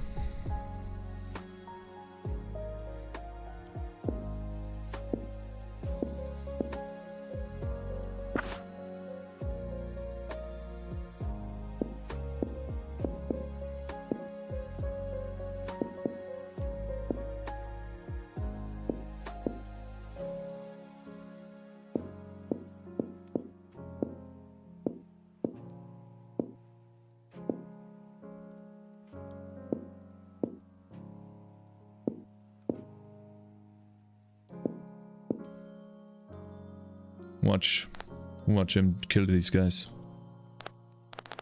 Boom, boom, boom, boom. You see the damage? I think the shields are good. I like it. Shields look good. Ow, this guy gets... Oh god. Yikes. Shit. Good damn it. Those rotating shields do not look particularly well. Maybe implement smaller sprites with some yellow bluish glow or something. So bad.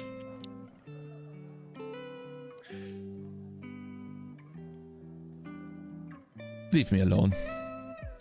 How was the game? Caps on Hill the Imposter. The game's going well. We have new ability. We now have 1, 2, 3, 4, 5, 6 abilities on the guy. And let me quickly fix the skill tree again. This one is supposed to be up here. This one's supposed to be here.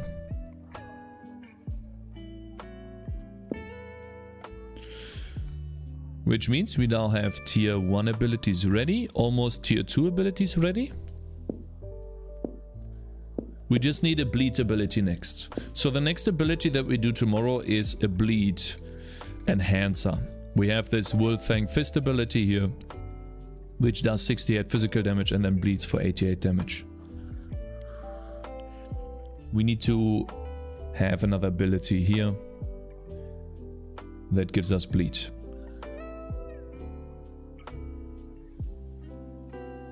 I want to try that out. I'll try to get the game ready by next year.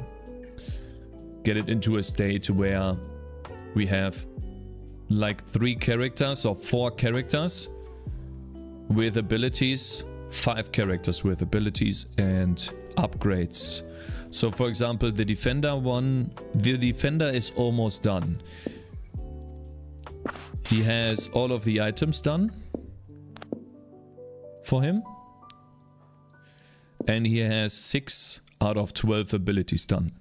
So he is the most progressed unit of them all. And then next to the defender we have the ranger, which has almost all of the abilities done for him, but he doesn't have any items. There's absolutely no upgrades for him. Like if I click on his upgrades, there's nothing. Unrecognized item ID, there's no items for him to upgrade.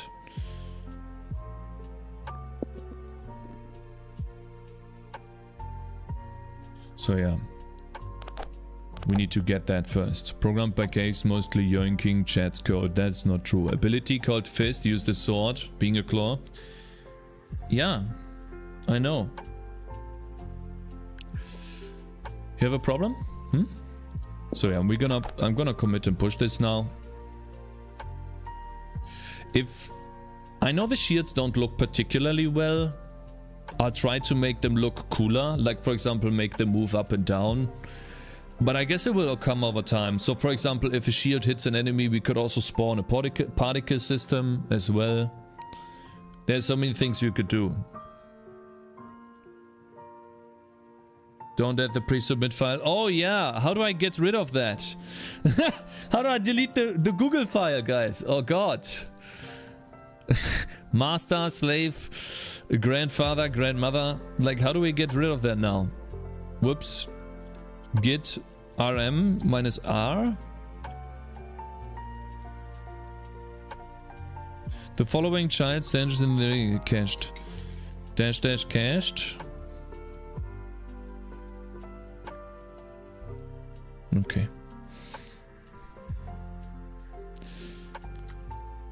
For those of you who lack context, you missed the beginning of the stream. We have a Google file in our project to make it compliant with Google, you know. You can't use grandfather in our code because grandfather is a bad word.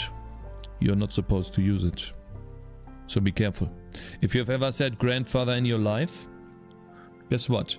You're not getting into Google. You missed your chance. You should think about what you have done. Okay? God, is that hot?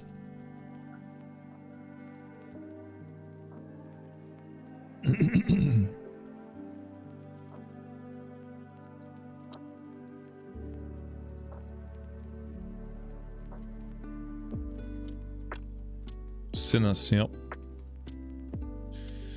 Her grandfather has white hair. Talking about your grandmother is fine though. Yeah, for some reason it is fine to talk about the grandmother. Yep.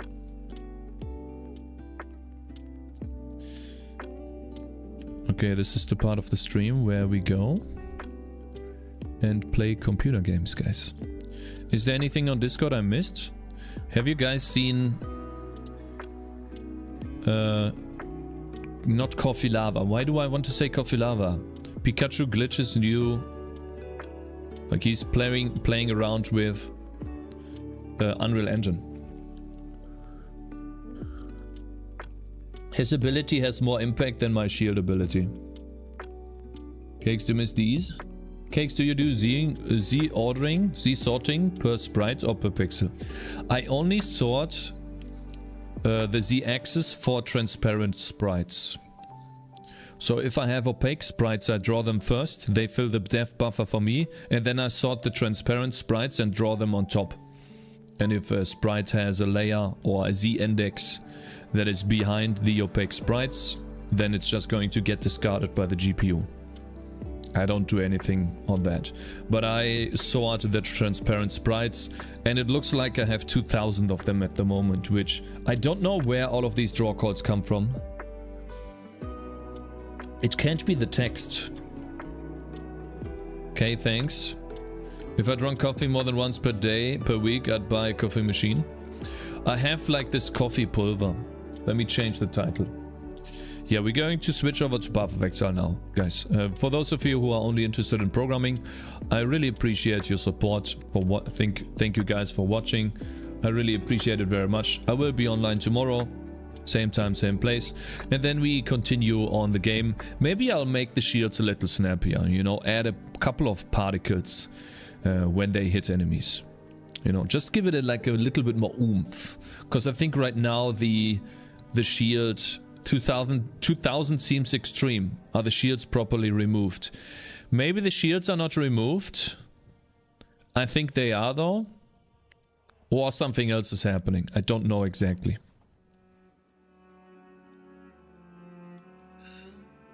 French press. Yeah, I've seen a French press too. But I'm not too stoked about those. Also, I need to change the title on YouTube. So guys on YouTube, thank you very much for watching. You know, it's quite a few watching lately on stream, and I hope you enjoy the stream. I'm switching over to Path of Exile now though. So if you guys are interested in that, feel free to stay. Otherwise, tomorrow is going to be another game development stream. I'm also going to change the thumbnail. I need a better Path of Exile thumbnail. We are playing Ice Nova. We are currently level 77, I think. Actually level 77. No, 78, yeah.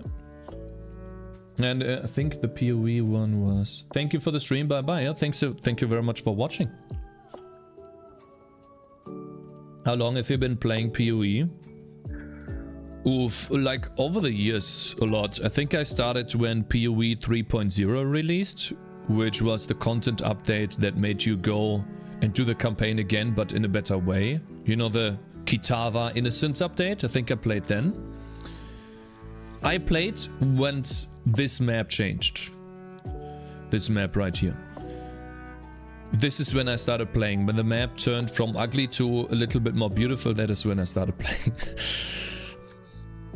Because I didn't like the map at all. No worries, thank you for your stream. Too bad my friend Asen doesn't join us here. I'd really like his game.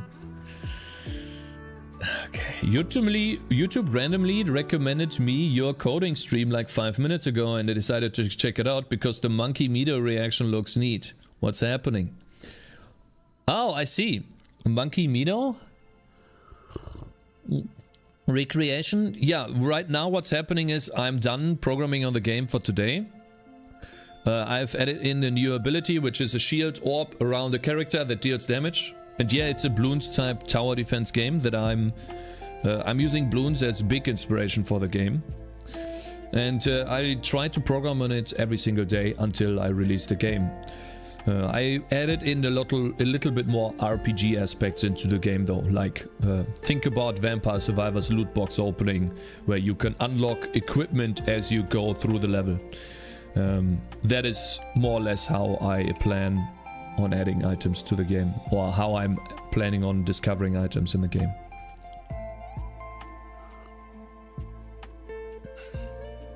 And so for today we are done. Which means I'm playing PoE now for a bit. Make some progress on this character. Long day. Sounds pretty neat. Think I'll sub and see how it goes then? Sure, bro. Can follow along on the journey. What do we have here? Symmetry. Shore map. Let me see. I have a couple of tier 6 maps that I don't want to run yet.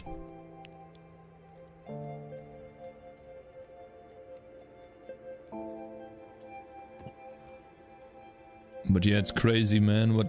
Like, do you really think, guys, that what Google is doing and all of the other big companies are doing to not have any of the whitelist, blacklist, you know, grandmother, her, she in the code? Do you think that's a good thing?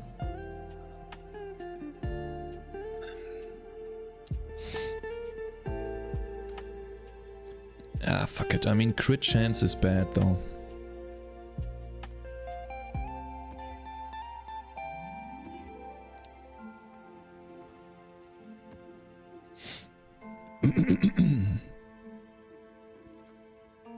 What? Have you not seen that earlier today? We, found a file from Google. It is a file that goes through the entire code before it, I think before it commits to GitHub or after. It's probably run before. And that file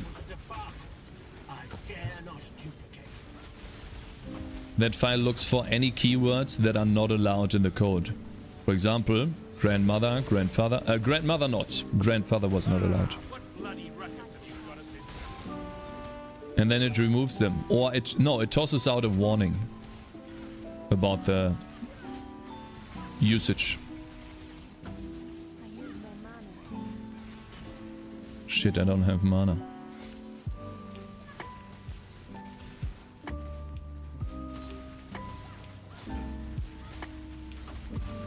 Even better with a weapon than with words. Okay, good. Yeah, I don't do much damage on this character. Whoopsie. I didn't mean to remove him.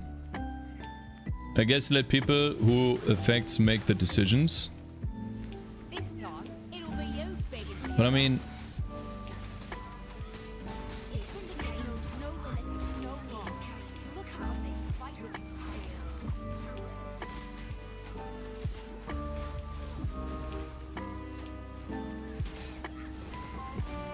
Come on.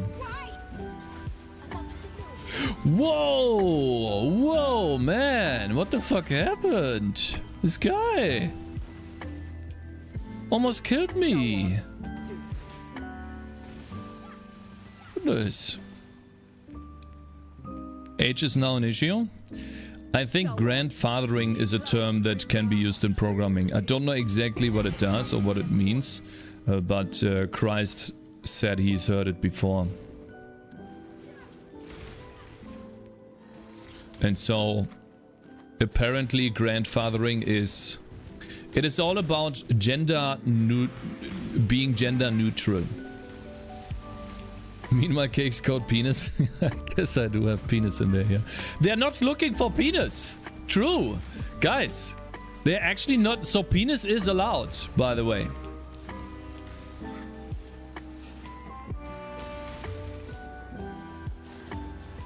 Oh god, I can't kill this guy. Yikes.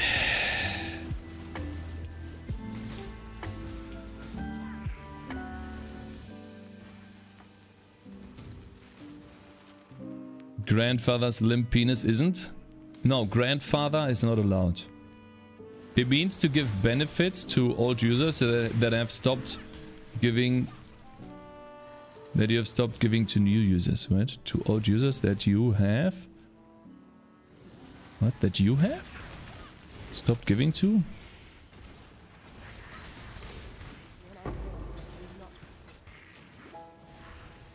God, I feel like I have like the most inefficient build ever. It has great AoE, but yikes. So it's like grandfathering contracts.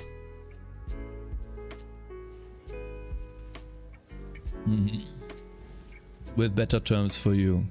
Uh-huh. Oh god. Gotta be honest, guys. I don't feel too good about my build. Doesn't seem to do any damage.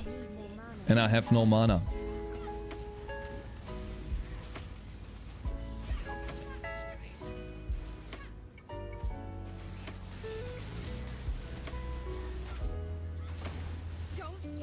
This fucking bitch is so strong. The weak deserve death. I've seen you. He'll never even suspect, boss.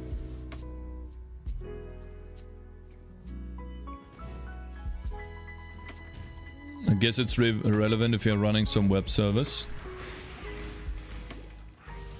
So yeah, it literally go through the code though.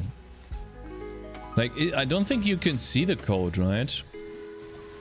You could press F12 and then inspect the file, but I think it gets decompiled. Right, usually what you have is... God.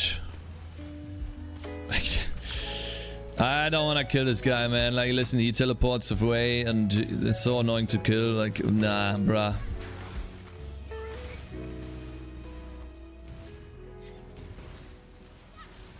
So I'm pretty sure you can't even read the correct code if you go to a website and then press F12. I think it gets compiled.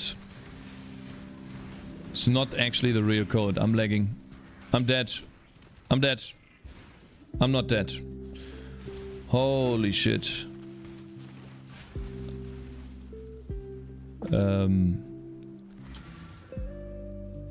What the hell, man? What was that? Could it be that you have old permanent license and use subscriptions? Are you saying use as a Quinn build? I'm dying. I'm lagging. I can't play. I can't play. I literally can't use my abilities. How's YouTube doing? Guys, I think I have to turn off YouTube. Unfortunately, I think I have to turn it off. I don't know, like I can't play like this.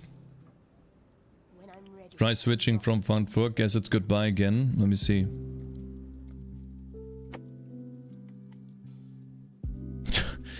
$200 MS, it's question mark? That's not good. 73.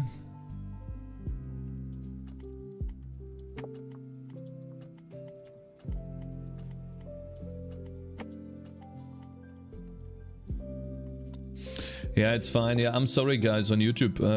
I'm sorry I have to turn the stream off on YouTube. I would really like to keep it on, but yeah, I'll see you all tomorrow.